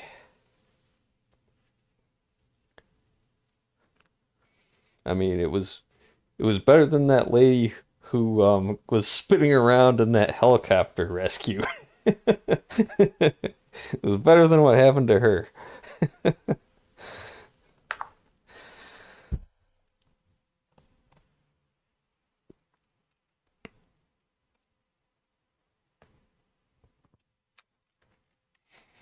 All right, anyway. Um so we got to get this, we just need to get the heading from we got to get our headings from Lua. How are we going to do this? So on close, we gotta send it back to Lewis. So we need to store it in static variables. Like, let's see, static character. Let's just allocate a big chunk. This will be the heading and in the text. And wait, what are we using in here?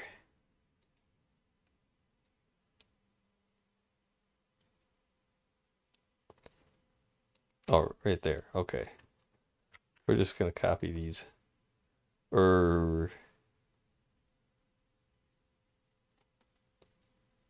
yeah, so we don't want to. So this is for editing. This is for the dialogue. This is for the Let's see. We might not want this stuff here.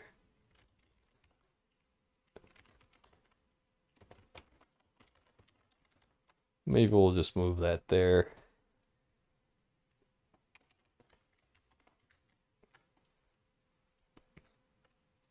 But for this, we're just gonna do so static variables outside of a function mean they're local to this C file. None of these other files can access these variables even if I mistakenly reference them. Apollo 1 had 3 dead. Oh yeah, Apollo 13 was the one that they never got to the moon. They just flew up there and they just flew out there and back. Um, you know, hanging on for dear life.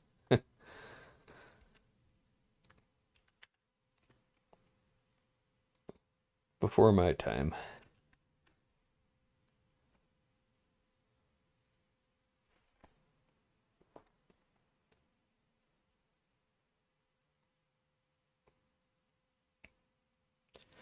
Yeah, although, when I was a little kid, the Apollo missions were in pretty recent memory, and the space shuttle was the big thing.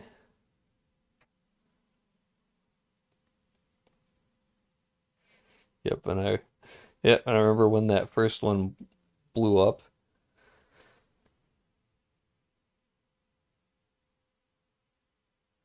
Yeah, I was either at school watching it at school, or we came home, and like the babysitter was watching it blowing up.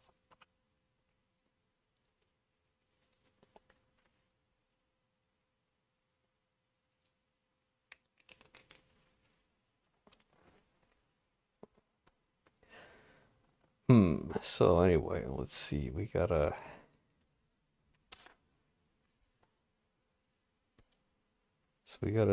How do we do this? So we need something like for this delete function here. So I don't like this. So let's go over to is it UI.c? So where do we open dialog? That's what I want to change.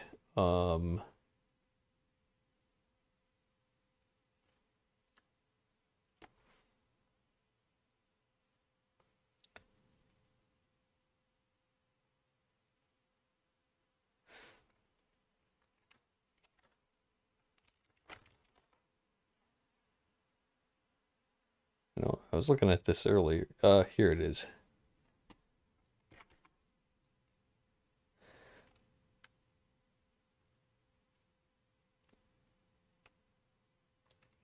Oh yeah, so this is our test code I was using before. So we're just gonna talk to NPC number 1 without even have to just push E anywhere, and we instantly talk to that NPC.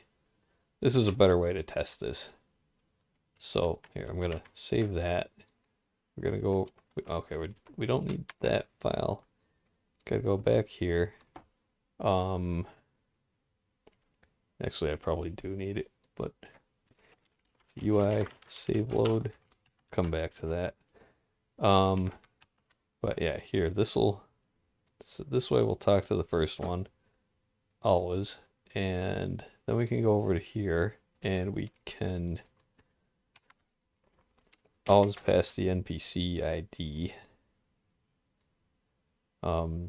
Is that a variable in here?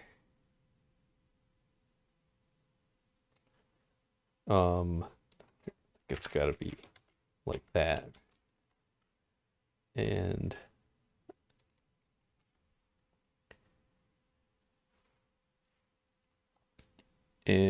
what do we call it? That's like the prompt ID or the response ID.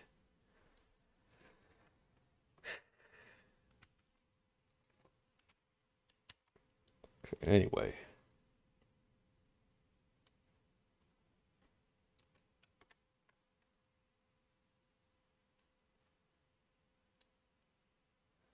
And was there one other place we had to deal with that? No, it's just passing through a variable.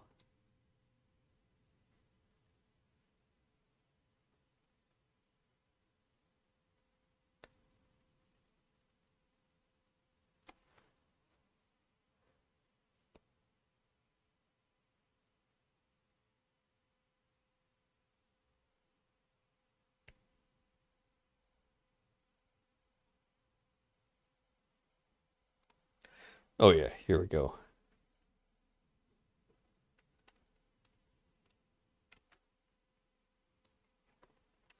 And that's a test, but I think it works fine. I think that's lowercase, right? Let's see if that works. I screwed up one thing over here.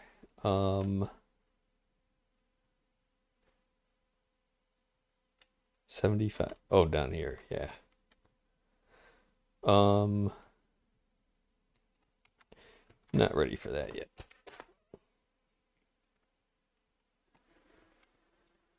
Okay, so new game, press E to automatically talk to the first one.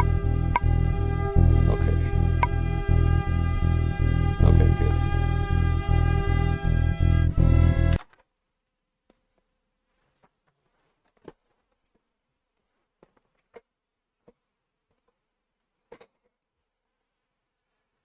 All right. Well, we got a few people watching today. Seven viewers on Rumble, and anybody on YouTube? Nope. Nobody on YouTube, but it's there if anybody wants to. Should put that in my stream descriptions, but yeah, we'll get to that. We'll get to that later. Let's see, checking a few more notifications and stuff. All right.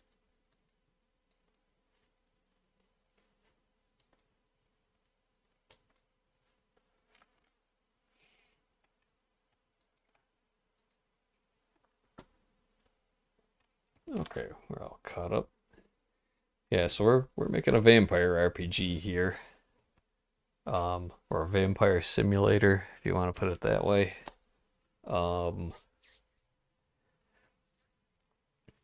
And we're using a custom engine now, so kind of still getting that off the ground, but it's mostly working. Now we're fleshing it out.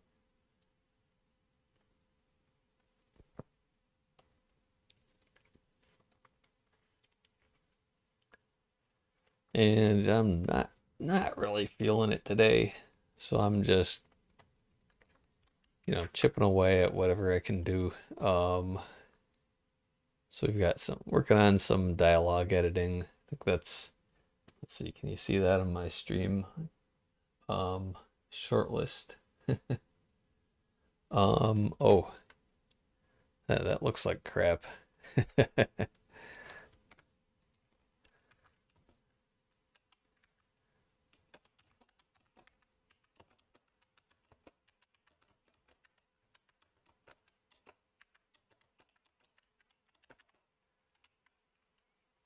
Is that any better? Yeah, kind of. All right. Hell, we don't even need all that. Just good enough, right?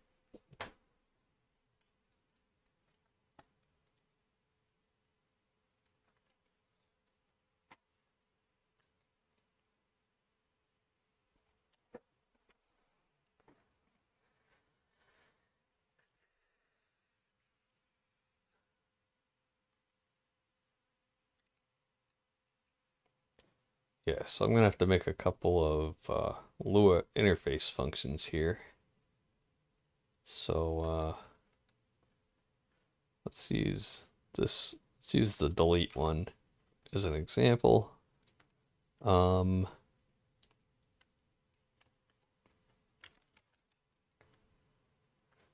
We're gonna return fetch dialog node, or we're gonna call it fetch dialog node in here, or get dialog node.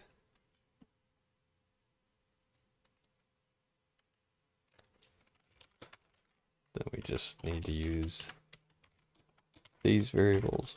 ID, not IC.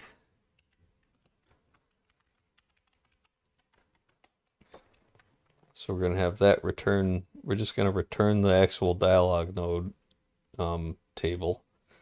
Then we'll get the results out of it. And those are just strings. So let's see, how did we do that in here? Where's our init code? Here.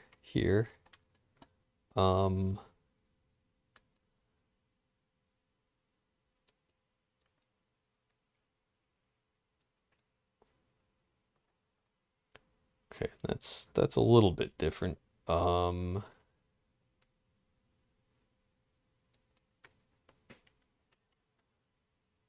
we can kind of copy this code. Well, we'll copy the heading and text. And that's what we've got here. Yep, heading and text. Okay.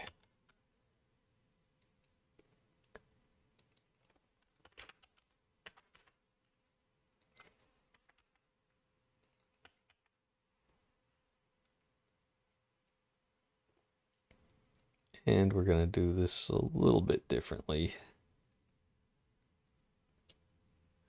We're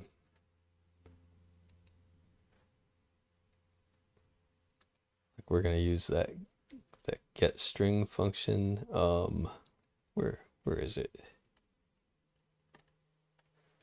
Guess we're not using it there, huh?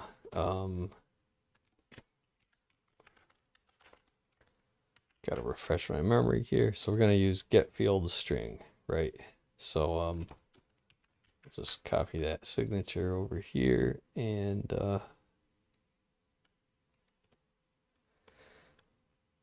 we're gonna say, let's see.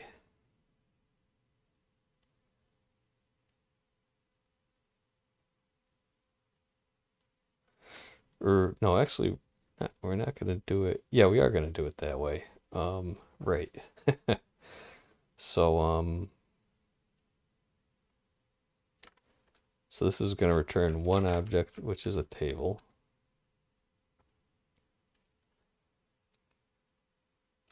Also, when we're done with that, we want to do this.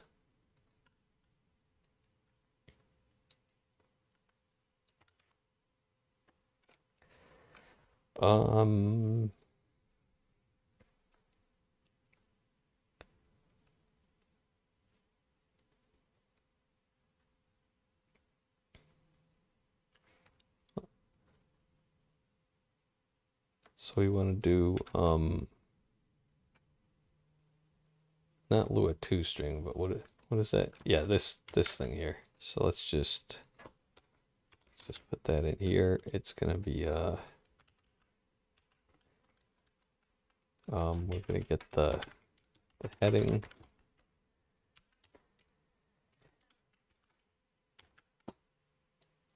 Just like that. And then whoops. And the text like that.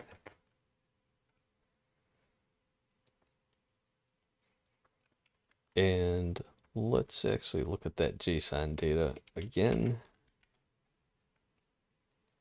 Right there. So yeah, we've got an ID, heading, and text. And we'll worry about these other details later, the script and quest fields. Yeah. So let's just put a to-do for those.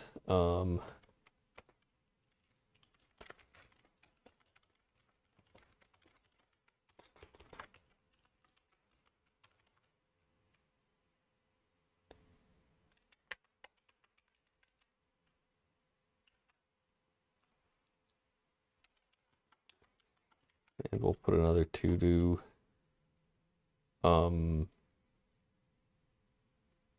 here.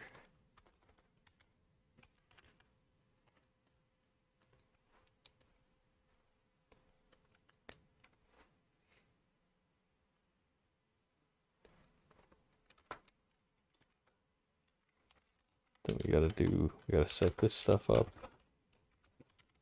Something like that.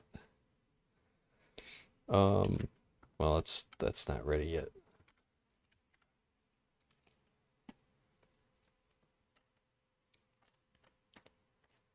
So, okay, so now we got to set up this function in Lua.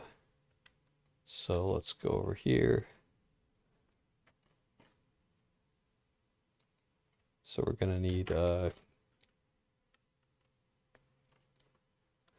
let's see, we've got get dialog node by ID. How does this work?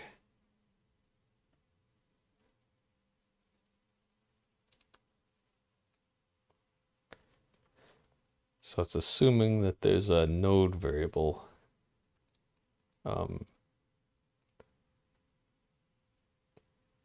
No, that's actually passed into it. Okay, so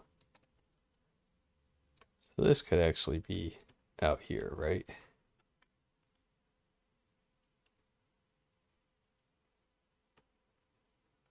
And the node could be the NPC, but we've got to look up the NPC by ID also. So let's just put that up there.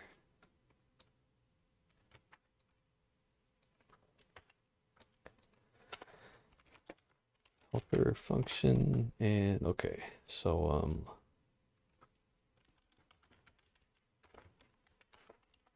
this will be get dialog node. And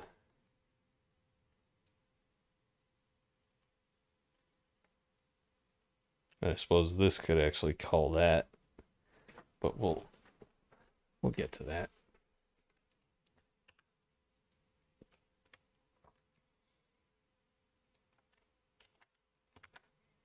And does is top level matter? No, it's not even used anywhere. So let's see.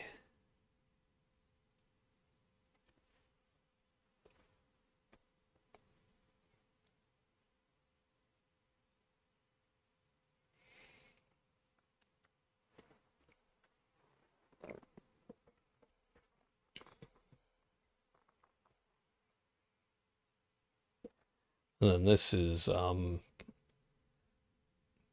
going through all the child nodes of it. So we don't need that.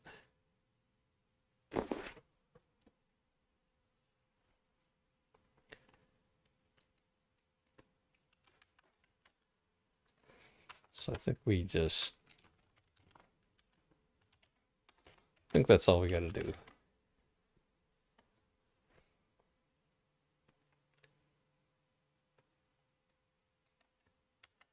And then for deletion, we got to do something like this.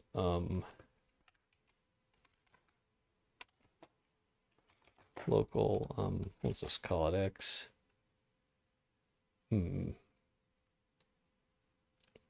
Actually, I don't know.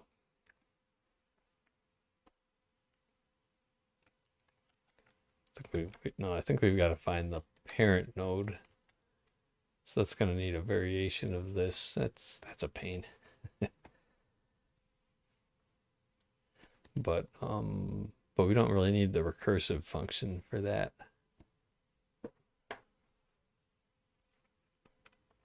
Or yeah, maybe we do. Whatever.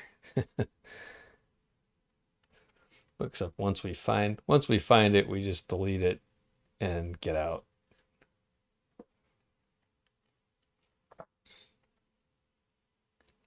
So yeah, let's see. Never mind. Let's see.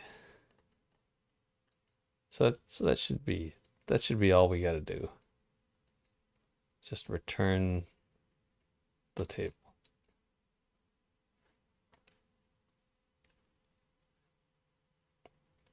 And then we can see our data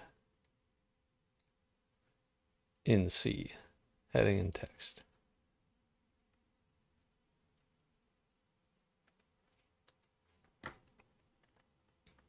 So this is what I mean when I say the Lua interface from C is kind of cumbersome. It's not terrible, but you got to think about it more than you would like to.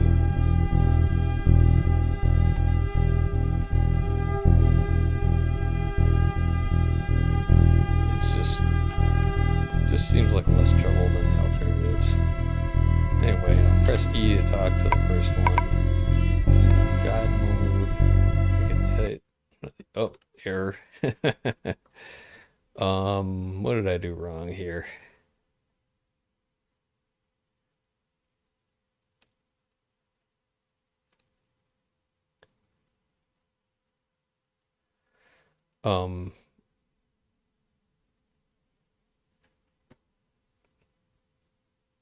Script run function returned 0. So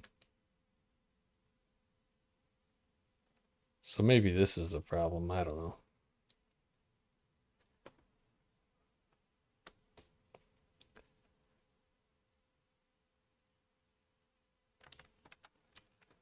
So we got to say if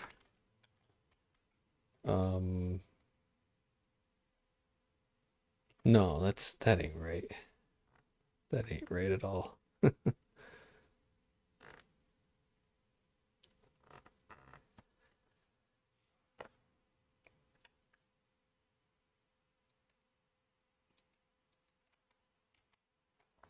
So get dialog node. Let's just put a little placeholder over here. Same as this.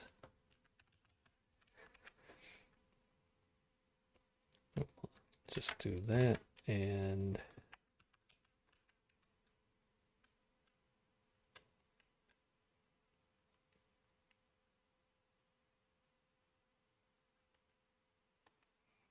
I think that'll do it.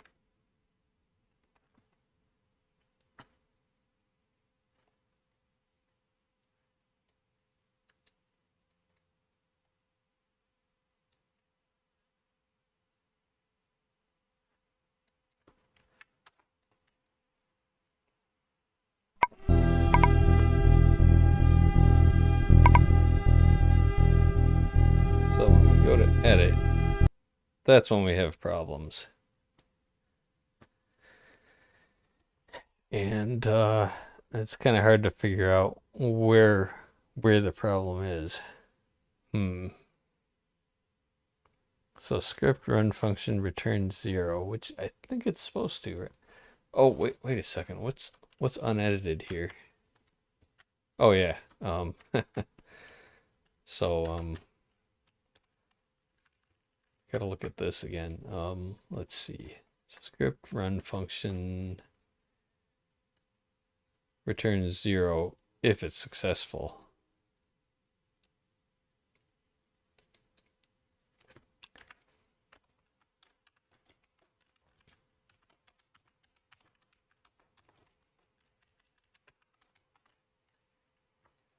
Now, well, it should be returning 0, so that should be fine. Let's just comment that out in case it's a problem.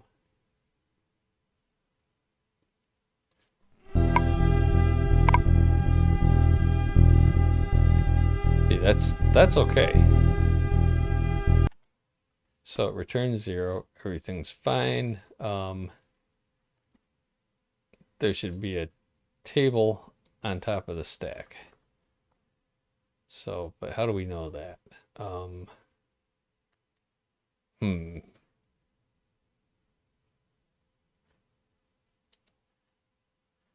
Get dialog node. Well, we can check the type. So let's see. Is there something over here about that?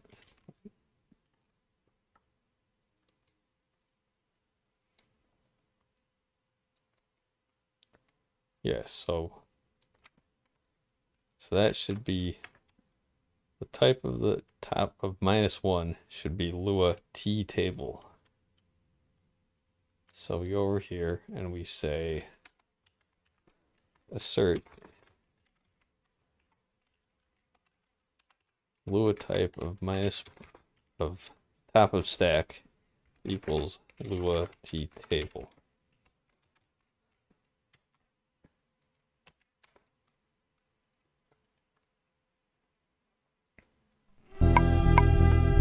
And whoops.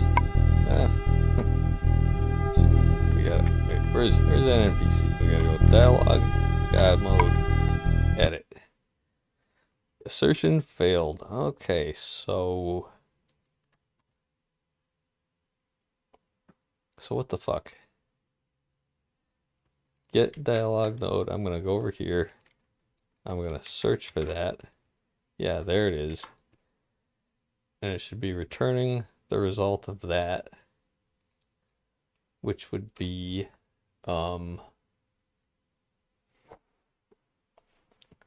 should be a dialog node.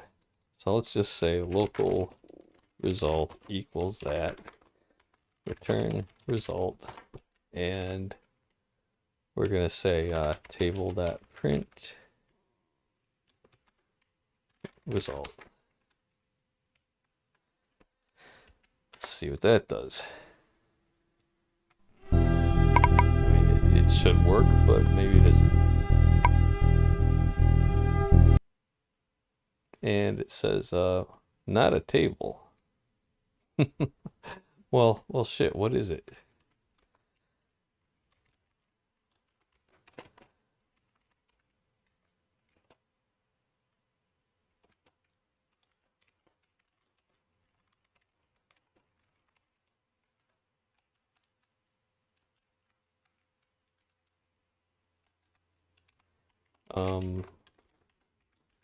Let's just do something to space it out a little. Like that. Try again.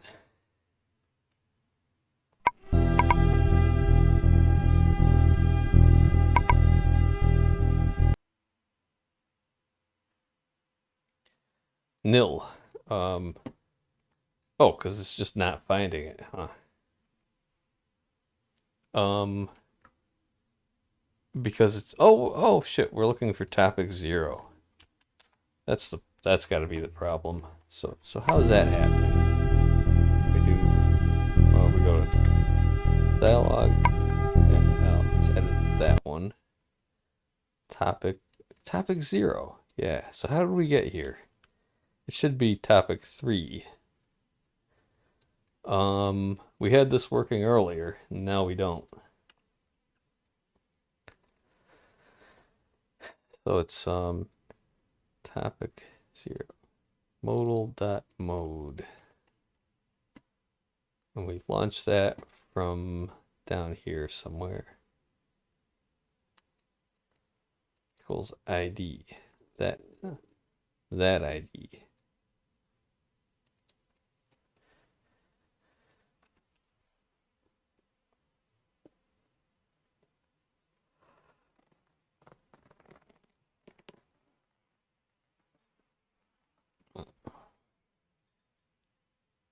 So when it's drawing that GUI button, it's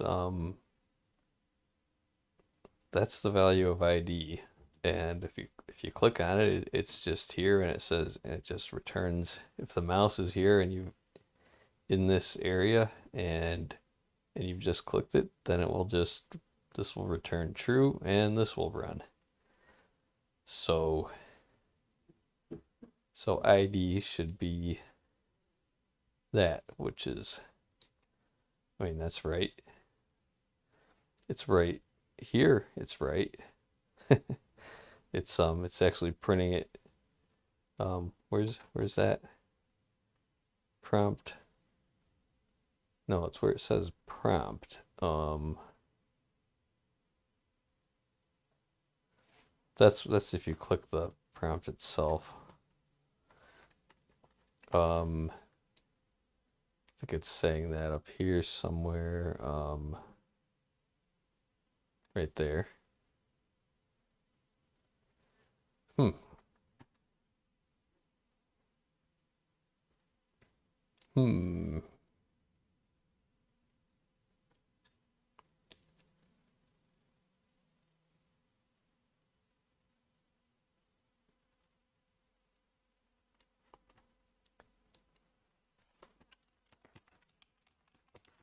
Try to make this a little more readable.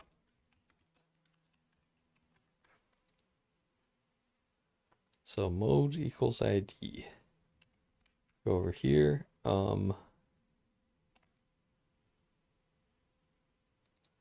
Modal.mode equals ID. Yeah.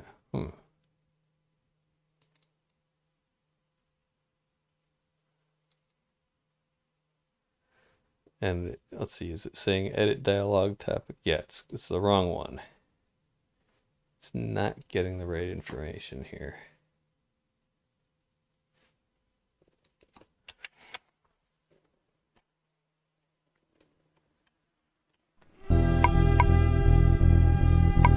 So if we click that, it says 3.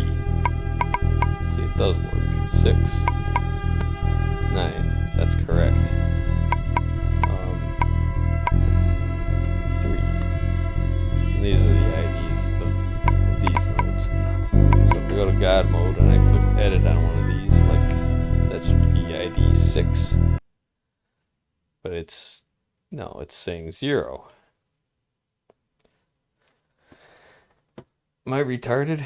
What's wrong here?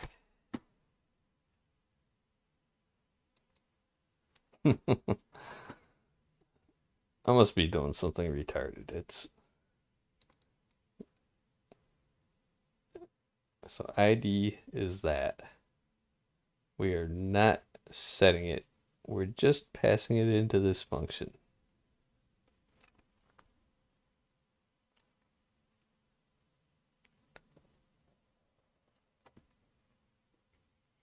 That's UI talk edit draw. UI talk edit draw. To initialize it, dialog ID equals the mode parameter. But no, it's getting 0 there.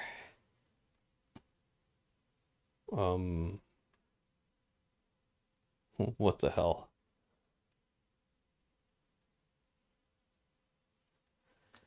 Are we overwriting the parameter somewhere else?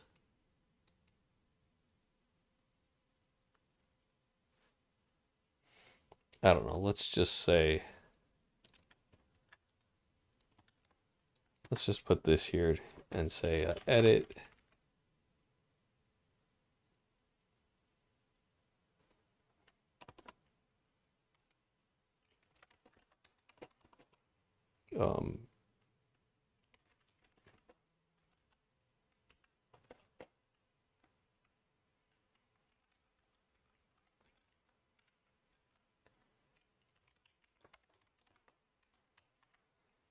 let's try all that.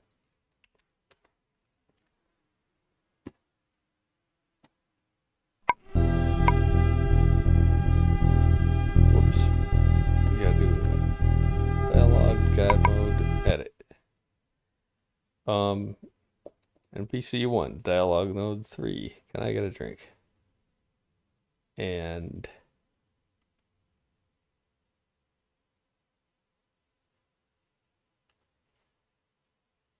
then we get over here and it's all fucked up. Modal.mode. Dialog ID is a static integer, right?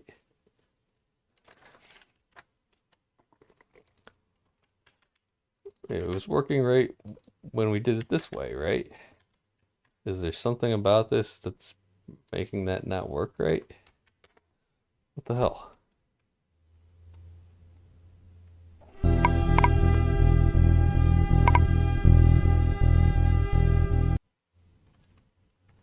No, it's not that. Let's see, modal. Is anything else touching modal?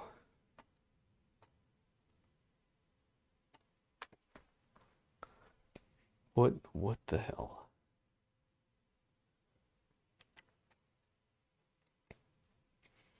And this was working earlier, right?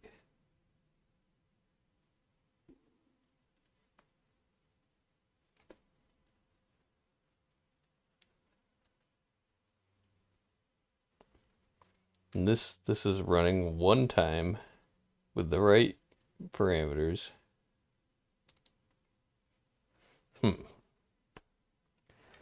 Well,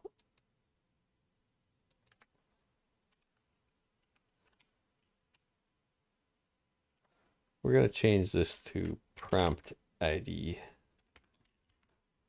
like that. And we're gonna like manually replace all instances of it.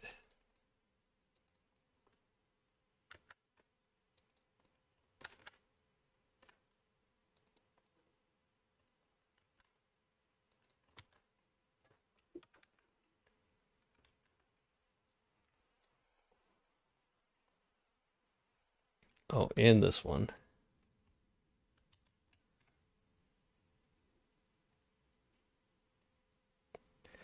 And what's this? Oh, that's supposed to be the NPC ID.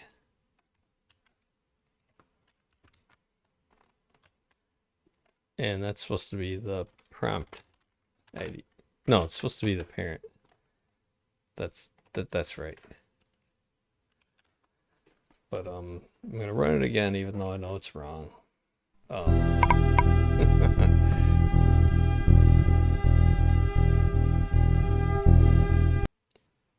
So NPC 1, dialog node 1, but it's not getting through to the pop-up UI. What the hell? Is something changing the mode variable or something? but we know it worked earlier.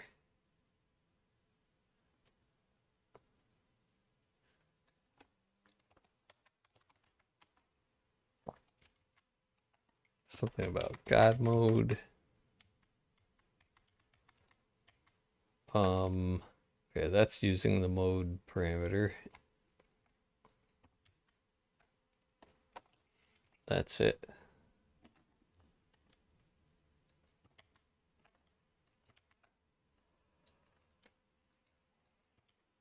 And how does this use the mode parameter?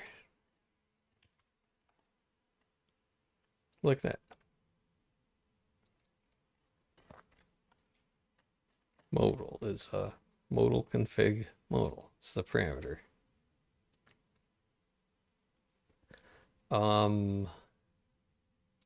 Let's check our render function.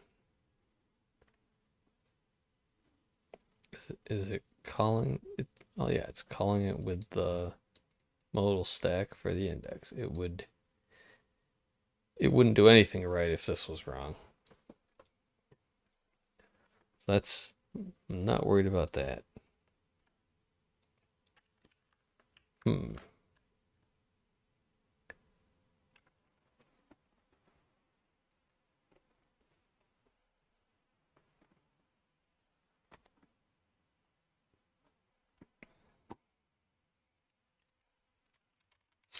Sometimes it helps to look at this.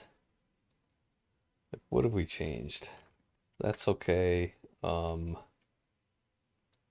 That's that. We don't want to touch that. What's this? That's okay. That's all this stuff. That's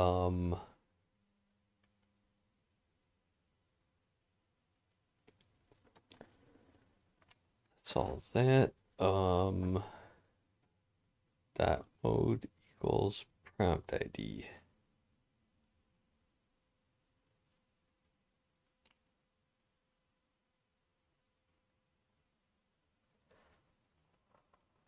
Ugh.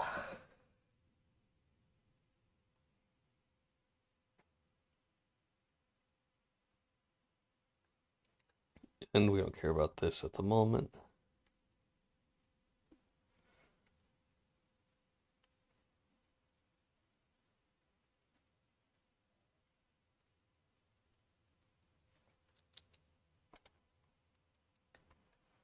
And then we got all this.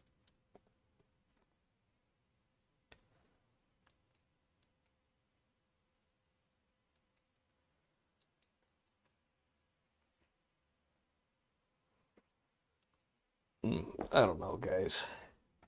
Maybe I'll just set this aside. Look at it with fresh eyes later, and it should be obvious what I did wrong there. For the time being, I'm just gonna leave that. Damn it, like that.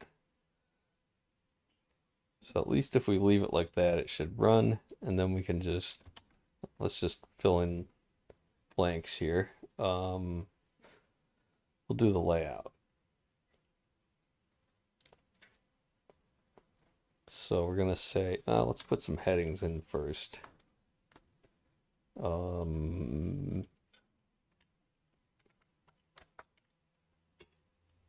So we're gonna say GUI label,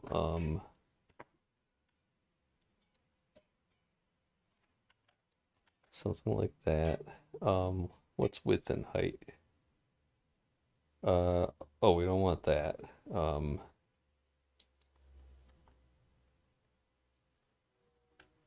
be like button BW button width, and maybe that'll just be like text size, no, line size. Then we'll say heading, and we don't really want it that way. We'll put these in columns later, but this will do for now. Let's see, screen width could be bigger.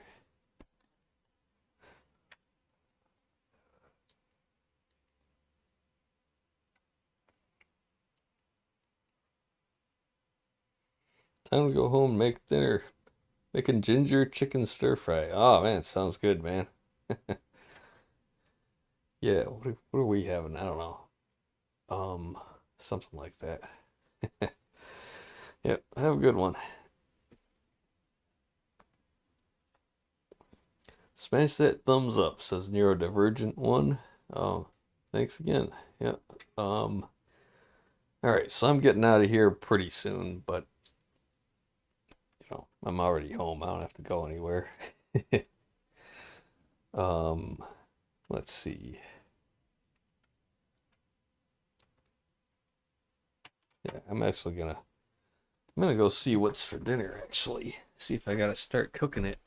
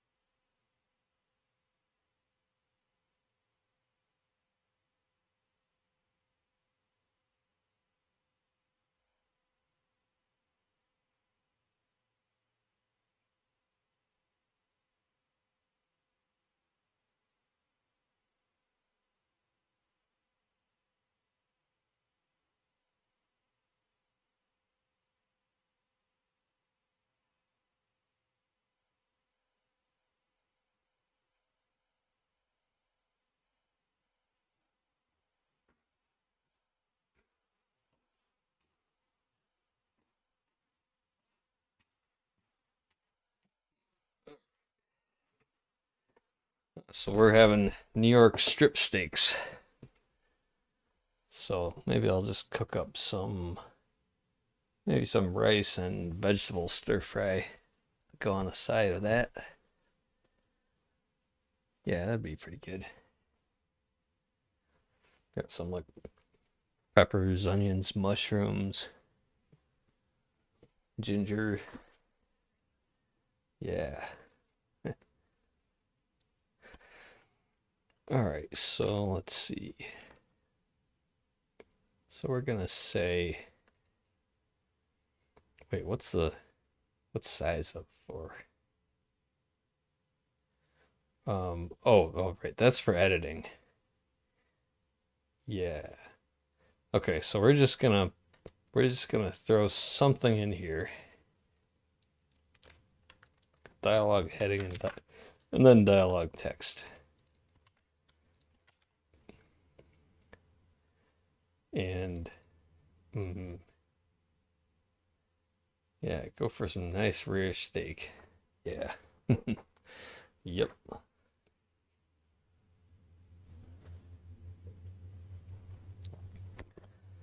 So this flag is for editing. So we're gonna say, let's make some variables up here like set equal edit heading equals false.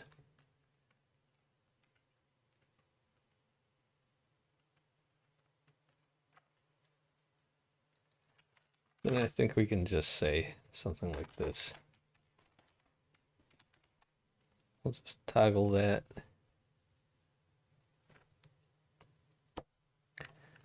And we just gotta set it to something.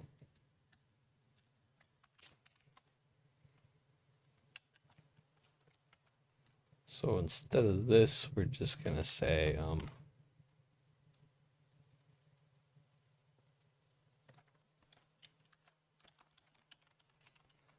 some bullshit.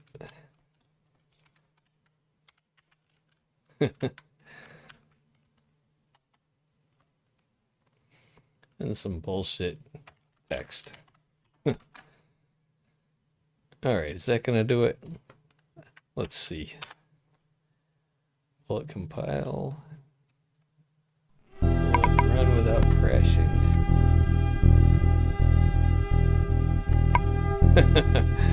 Oh, right, it's the wrong size. But anyway, let's see.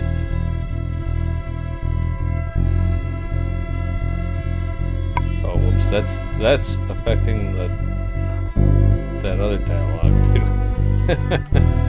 too. Whoops.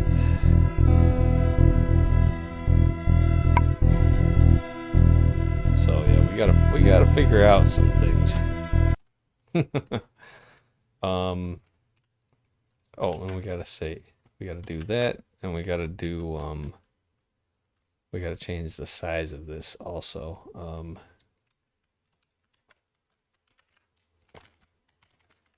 Let's try that.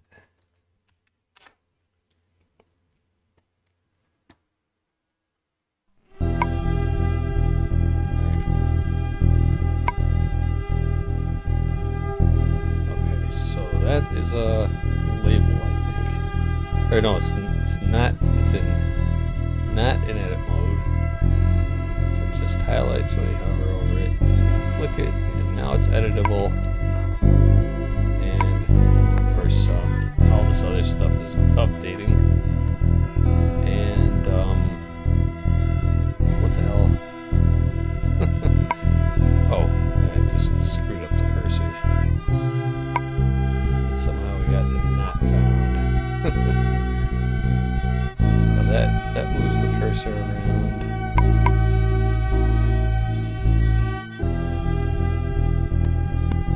And clicking outside of it toggles edit mode apparently.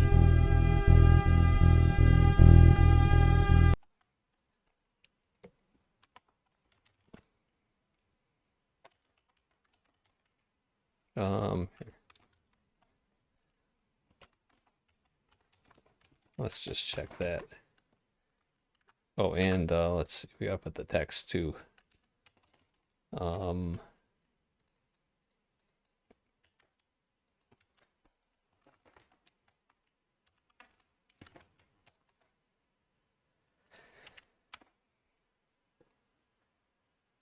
So we are just figuring out how to do text editing with Ray GUI. That's what we're doing here.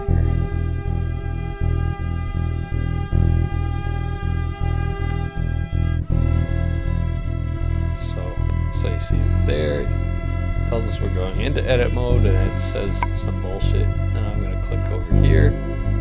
We're out of edit mode, and there's the new text. Okay. I'm going back to edit mode, adding some stuff and pressing enter. And it all, now the main dialogue, the main talk modal also received that first, but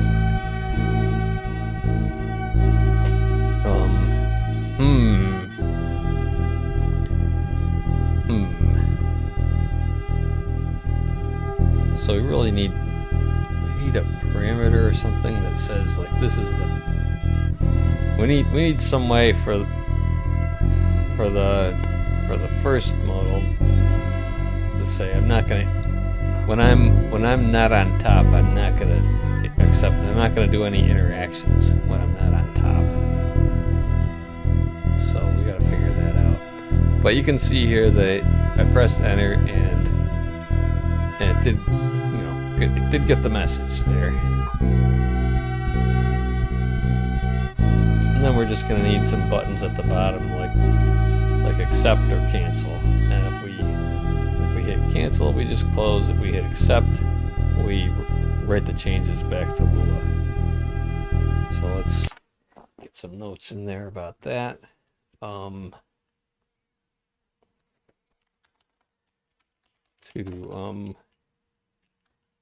Cancel button, just close, and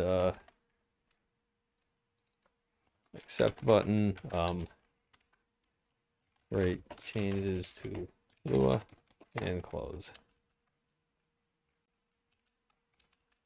Send changes back to Lua.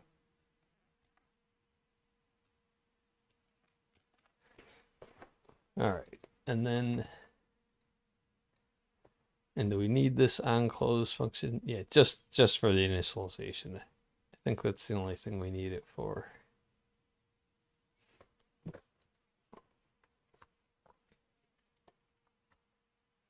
All right. Let's see. Let me check on the stream.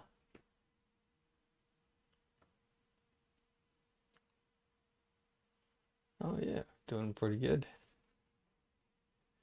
And we're 3 hours in. So I'm just banging my head against the wall with this boring shit. Let's see. Let's just check this into Git. We've got that. Oh, I don't want to check that in, so I'm going to skip that. Like in this program, I can hit Control I or something. What is it? Yeah, here, like stage committed, stage all changed files to commit. I don't want to do that because I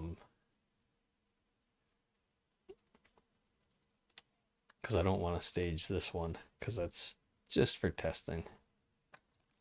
So we're just going to do this and that. And what changes have I got in there? Let's go over to this tab, run the same program, and I don't want to update that, but I do want that, I guess. As long as this works. Yeah, it does.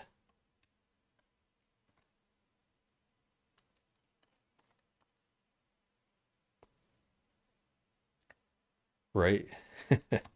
Yeah, I think it does. And then we've got this. Let's see, what's this? Oh yeah, our semicolons. All right. So this is dialog editing, work in progress, commit, and same thing here. We're just gonna F5 stage that.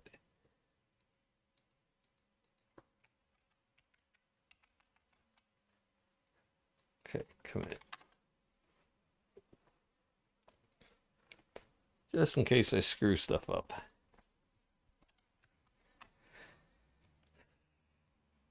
So let's see, what else can we do here? I could do more buttons. I could try to figure out what's wrong. Oh, let's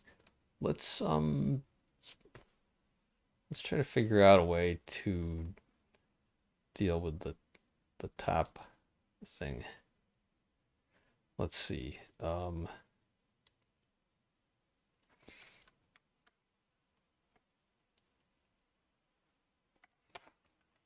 Let's just clean that up a little bit.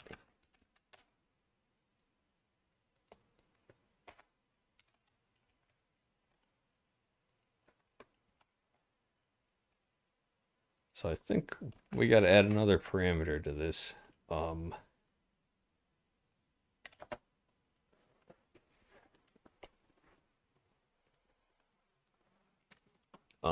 An is top parameter, I guess.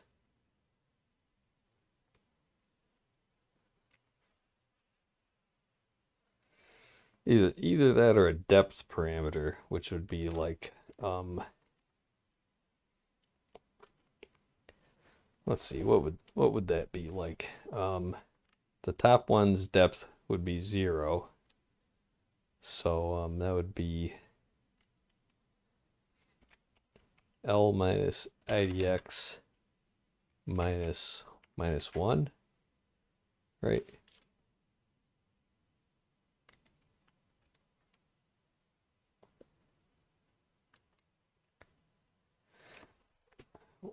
Let's see. So we start at the top, and if it's up, if the top one is a pop-up, we go down, and then yeah. See, I've never had to deal with this before because I haven't used pop-ups in this yet. I've like maybe messed around with that a little bit, like back when I was doing this in Odin, before I switched over to plain old C.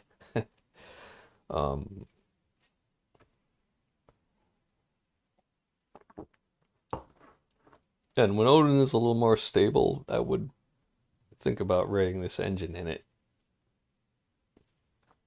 Um, yeah, and I'll probably port part of it over to Odin just as a test, you know, sometime when I want to just see what it's like again. Um, maybe put out a maybe just put out a little demo or something just to say like, hey, I've got this engine running in Odin. Um, the bare bones of it. And this is what I like about the language, and here's a couple of sore spots, maybe. um, or a couple things. There's definitely a couple things that are confusing about it. But the main thing I ran into is it's hard to interface with C++. It, in C you can do it. In C you can do it. In Odin it's like you gotta do it. It's like you gotta do that. And then there's this whole other layer to interface it with Odin, and it seems like there's one other thing that just added a total monkey wrench into it.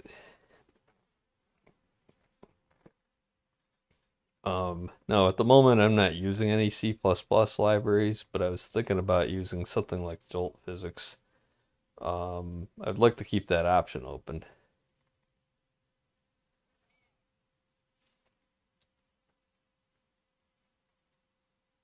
But they really need to solve that for Odin.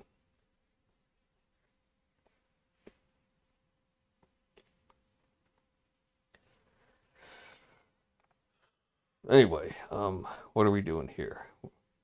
We gotta pass the pop-up depth to the render procedure. So L is the stack size, and minus the index minus 1. So right, because the highest one, this number is always going to be 1 or more. So we got to make that 0 for the top one. Yeah, that should be right. Then we just have to add a depth parameter to everything.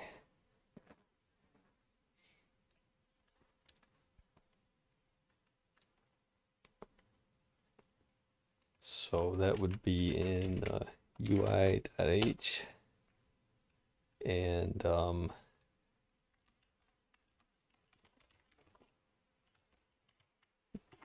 depth. I don't like that name, but we'll go with it for now. We can simply change it. Then for these, we'll just copy paste, because we don't need it for these.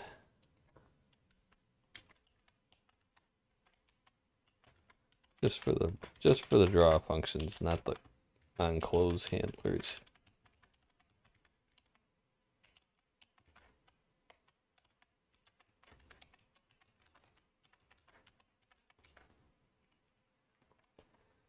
Okay, so we got that. Then we got to edit all the actual files that these are defined in.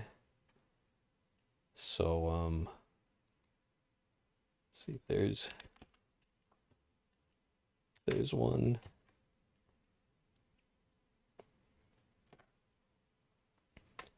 And a lot of these can just ignore it unless they open up. The only ones that actually have to pay attention to this are the ones that open up pop-ups above them.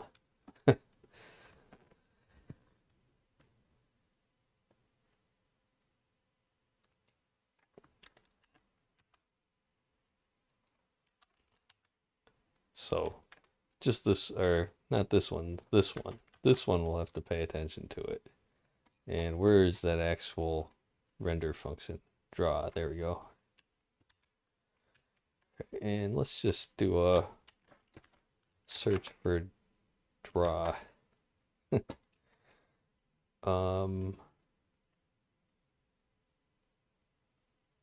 Let's see. The nice thing is we don't have to update any of the code where we call this or where we open the pop-ups. Because the only function that actually calls those functions is right here.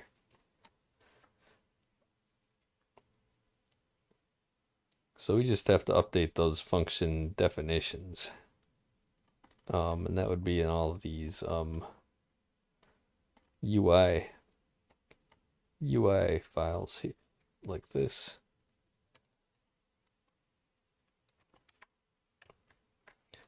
And let's just try to compile. Yep, and it's going to complain about all those, but nothing else.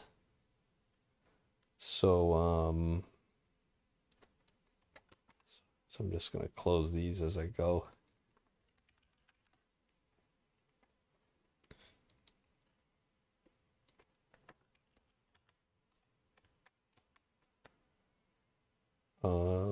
There.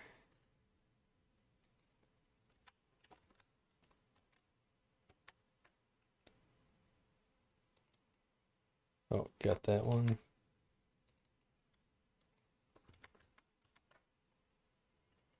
And the menu. Whoops.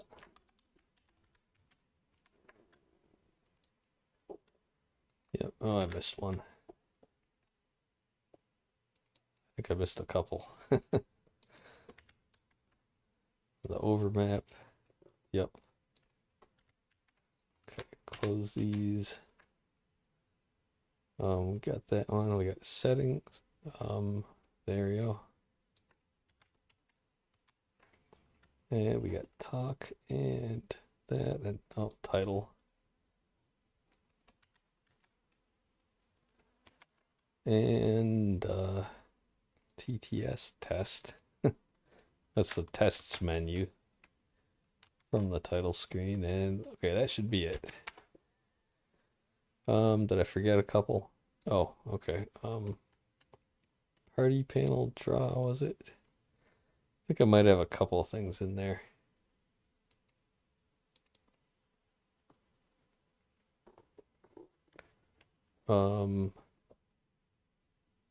Conflicting types.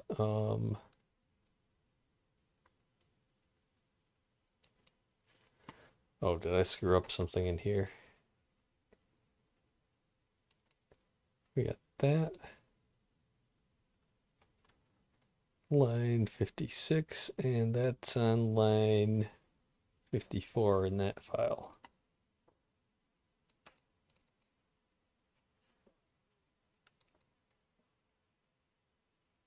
Oh, there's another function here. Right. Then we've got party panel draw also. So that would be here. That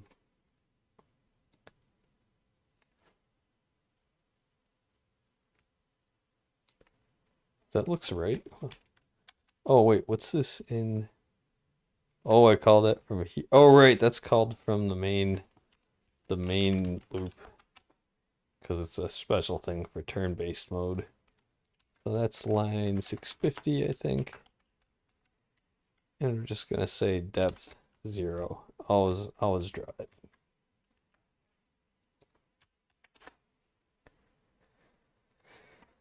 Not it's irrelevant. It's irrelevant, that's what it is. Okay, so that's all hooked up. So now we can close all that stuff, and then we go over to here, and we're just going to ignore all these.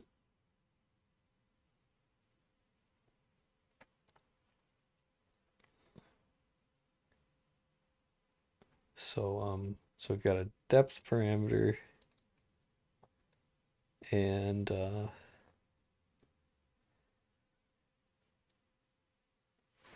so let's just say pool enable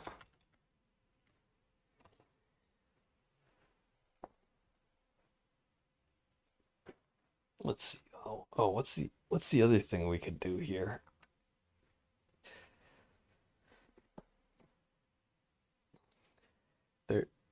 there's like a enable thing in the GUI. Maybe I could have used that. And maybe I should even go back and do that.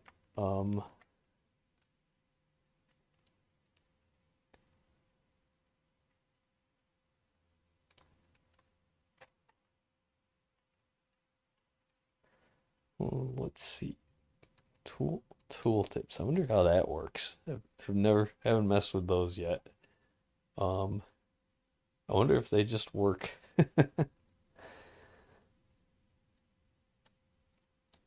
We could disable controls globally. We could lock controls, and unlock.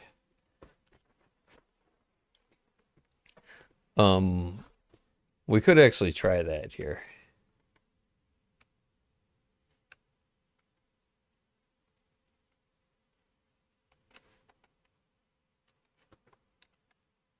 So let's just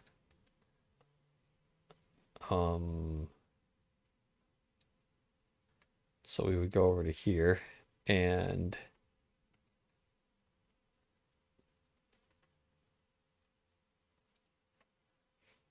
let's see.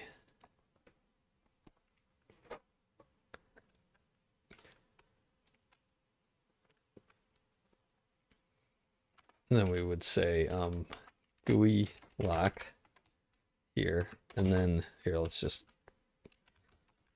de-indent these because we're testing, and then let's see. So if L minus IDX minus 1 equals 0, so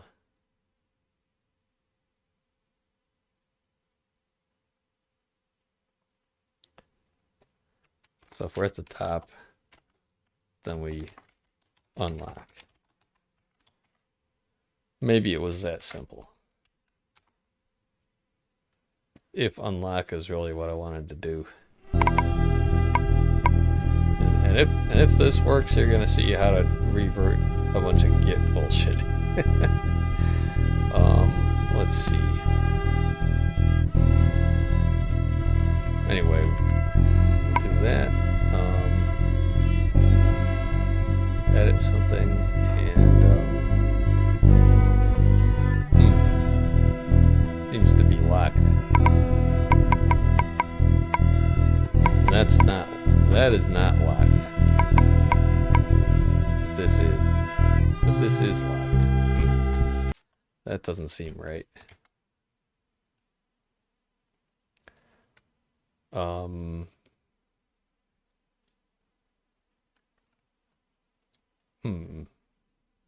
This should be going from the bottom up though. Like oh, it's actually wait a second.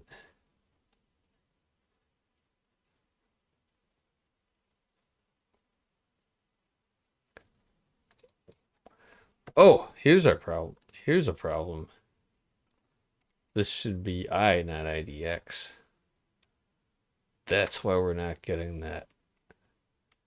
That's why that's the fucking problem. So this should all be I. Index is just where the start, and we should rename that. So we're gonna say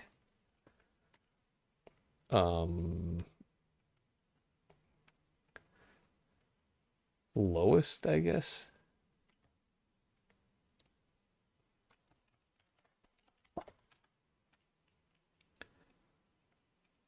We're gonna call it the bottom. Replace all in selection.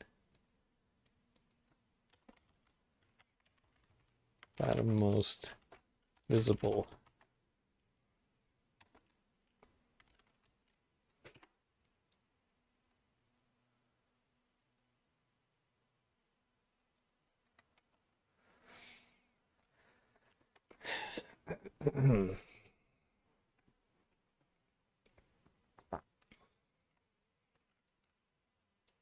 So I think that should work also.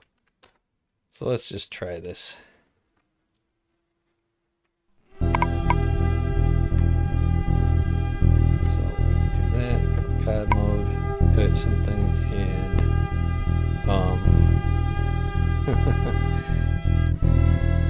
yeah, there you see it's edit dialogue, topic 3. It's getting it. It's getting it in Lua. It's printing this out in Lua. Oh yeah, because I added all that debug code in there too. Great. Now can I edit this? Yes. And can I click on this stuff down here?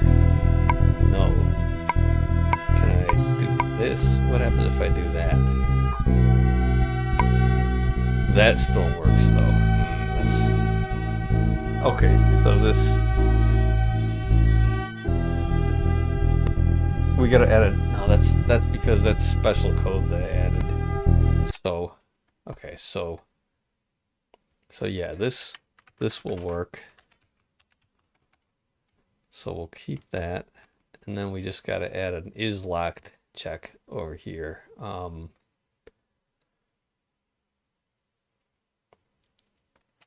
And wait, what's that function called? GUI is locked. Okay. So yeah, there we go. We're learning good things about Ray GUI now. So we don't want to do any of this stuff if it's locked.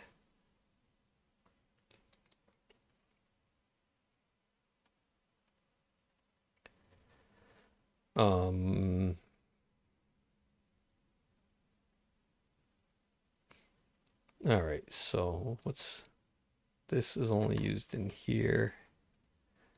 So we're gonna put that down there.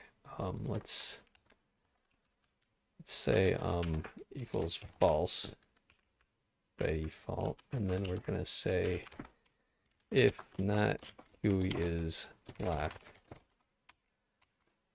then we do all this keyboard navigation stuff.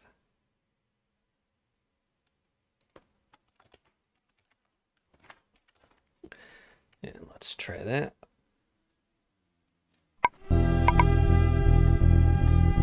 Okay, so keyboard navigation works. We go to God mode, it still works. We can still do this, we can still do that, we can still go back to there. Okay. We do edit, and now it doesn't work. If I press enter, nothing happens. If I click on this and I start typing something, okay, F toggles something. But yeah, that's an issue with God mode, I think. Yeah. All right, cool. So let's just go tweak that thing in God mode now. When you press, where's the thing when you press F? Somewhere else. Is it in UI.c? Let's just search for key F. Oh, great. There's all those function keys. I'm just looking for key F. There.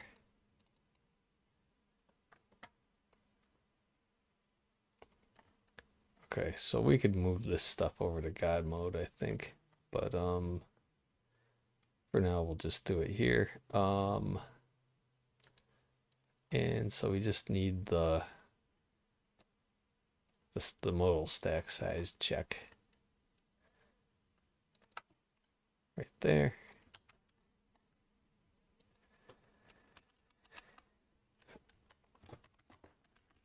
And let's just take out those superfluous spaces.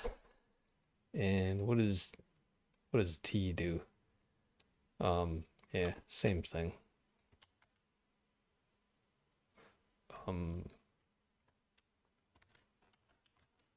There.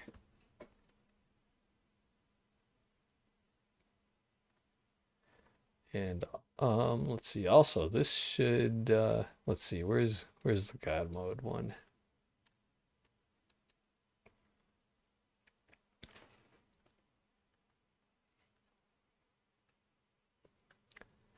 And I suppose, yeah, we should be able to open this the the Lua console as a pop-up anywhere. And God mode, we can toggle anywhere except the title screen. Yeah, even when we're in dialogue or in any modal. So that should be fine. Let's just try that. So we can do this. We can be in dialogue. We can go into God mode. F doesn't do anything now. T doesn't do anything. Like that highlights them, but you can't turn those on and off anymore. We can go into edit. Now we can hit the shift tilde key. Oh, that doesn't do anything. You can get out of God mode though. Shift tilde key. Oh, that doesn't do anything.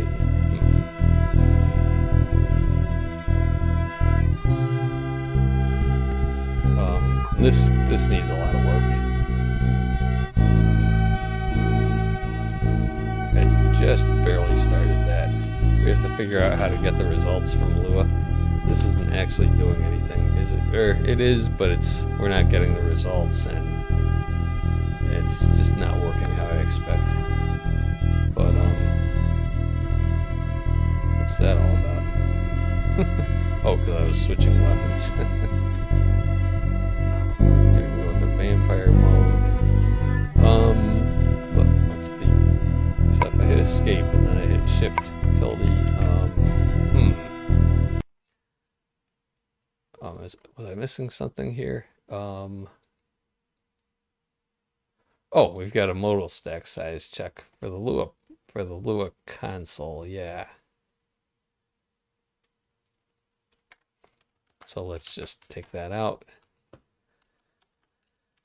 Because I think it makes sense to be able to open this in anywhere. So Lua console, new game, main menu, Lua console.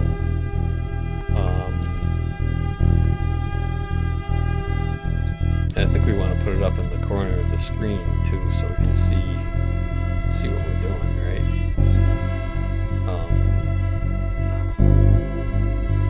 But we can go into what do you call it?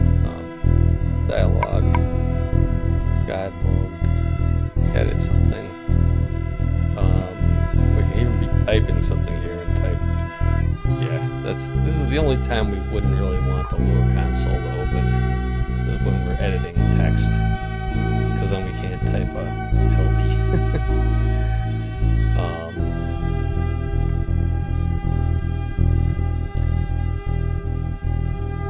But do we really need to? Yeah, we will need to type tildes in scripts sometimes.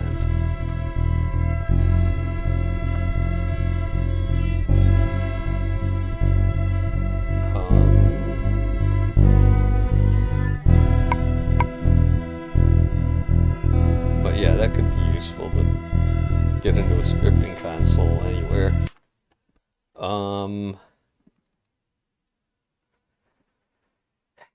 But how do we know if we're gonna have to set a global variable or something? Unless RayGUI does this for us. So, like, how would we know if we're editing text? I don't know. I'll have to figure that out. So I've got a to-do list for that. Let's see.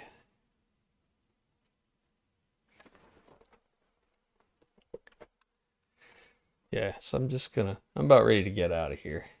So let's see. Let me just make this note. UI system, yeah. Scripting, I guess we'll say for the scripting console. Open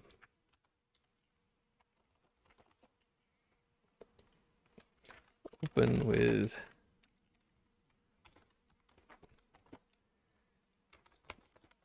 what is it? Like that, anywhere, anytime, anywhere, except when entering or editing text in GUI in a GUI text box.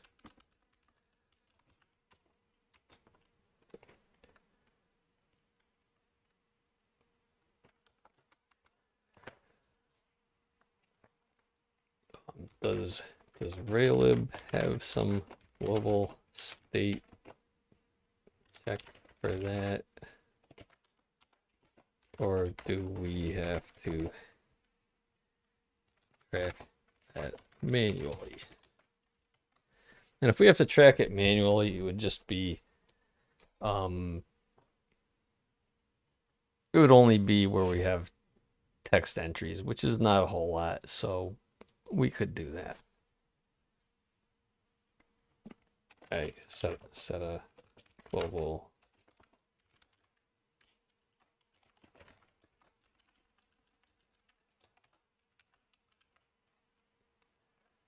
just set a global var global flag in our UI module. But I think you'd think that Ray GUI would have something for that, but I'll have to look into it. So anyway, that's it for today. Well, as soon as I commit my changes, right? And well, we can turn that off too. And go over here, get GUI, just a little minor change there, and same thing here. Yep, and do we need, wait, we don't need that depth thing though. No, we don't. So I'm gonna want to undo almost all that stuff I just did there. So let's see. We're gonna keep most of this, but not this. We're gonna totally revert that. And can we just do that here? Revert changes.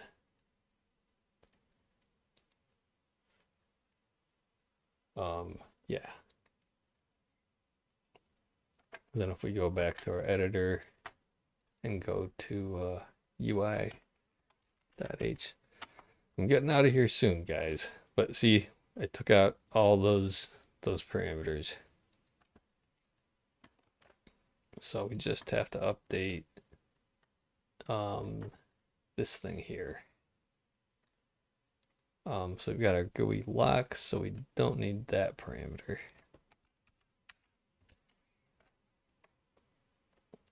Let's just put a space there.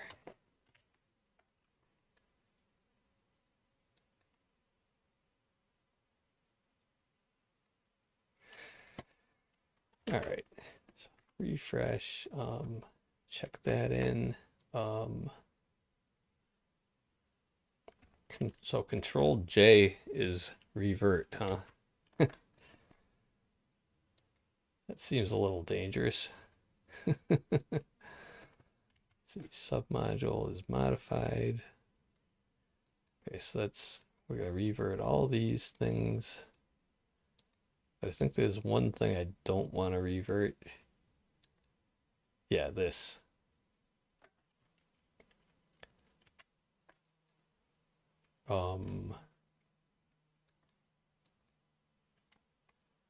Yeah, so we're just gonna revert all those, right?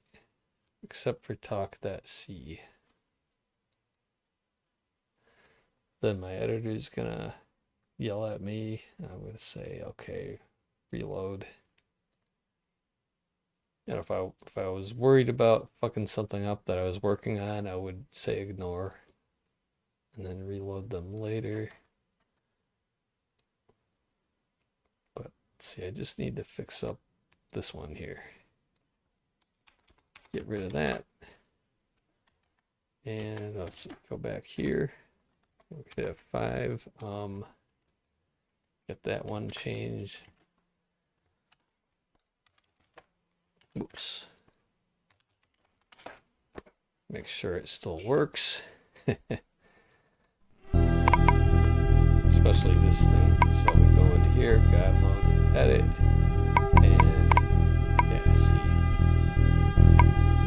It still does the mouse over thing, which we should take out, but everything else works right. All right, let's take out the mouse over thing. So if not GUI is locked, then so we're not gonna do this. So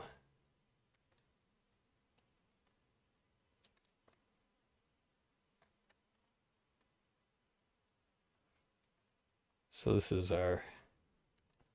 We're just gonna. Let's see.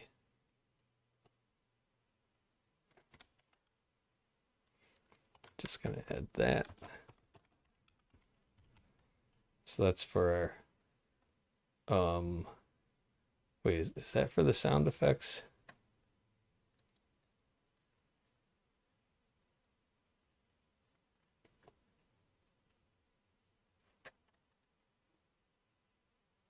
I think so.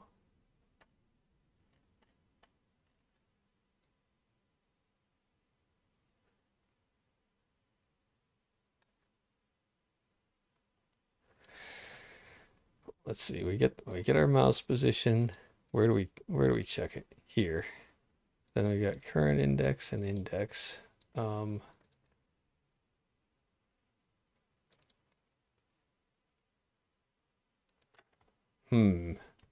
Not so sure about that.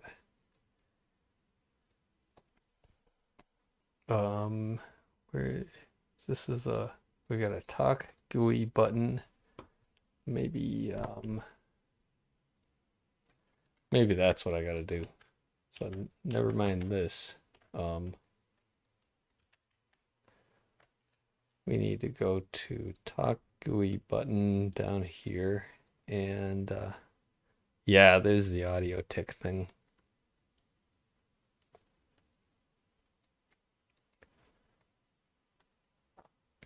So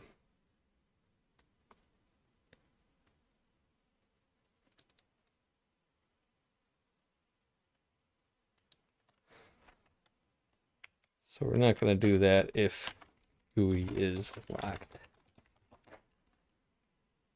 Or, well, if GUI is not locked, then we're going to do this mouse tick thing. So let's see.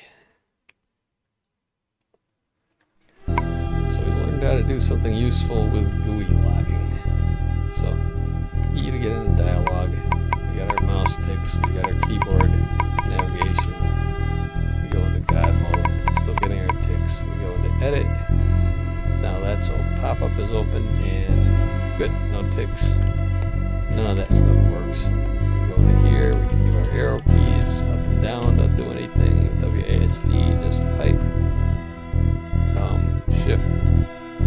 That opens the script console. We'll figure that out later. Oh, this toggles God mode still and types in the text. Oh, that does all. That's moving some object back there too. Yeah, we'll need to clean up some of that shit, but step in the right direction. So, yeah, let's call that done now. So what did we do there? We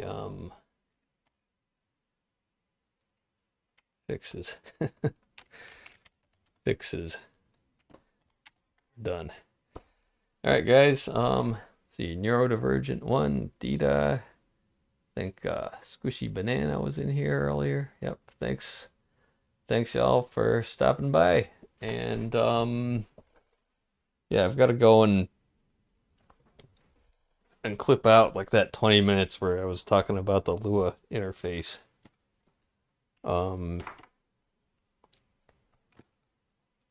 Yeah, I think that may be useful for some people. And useful to me to explain it too. All right, that's it. So let's see. I guess I gotta check in on. Let's see, YouTube. We got a couple views over there. Someone. Oh yeah, someone was watching briefly. For a little while. That's something. I got a like there. All right, nice.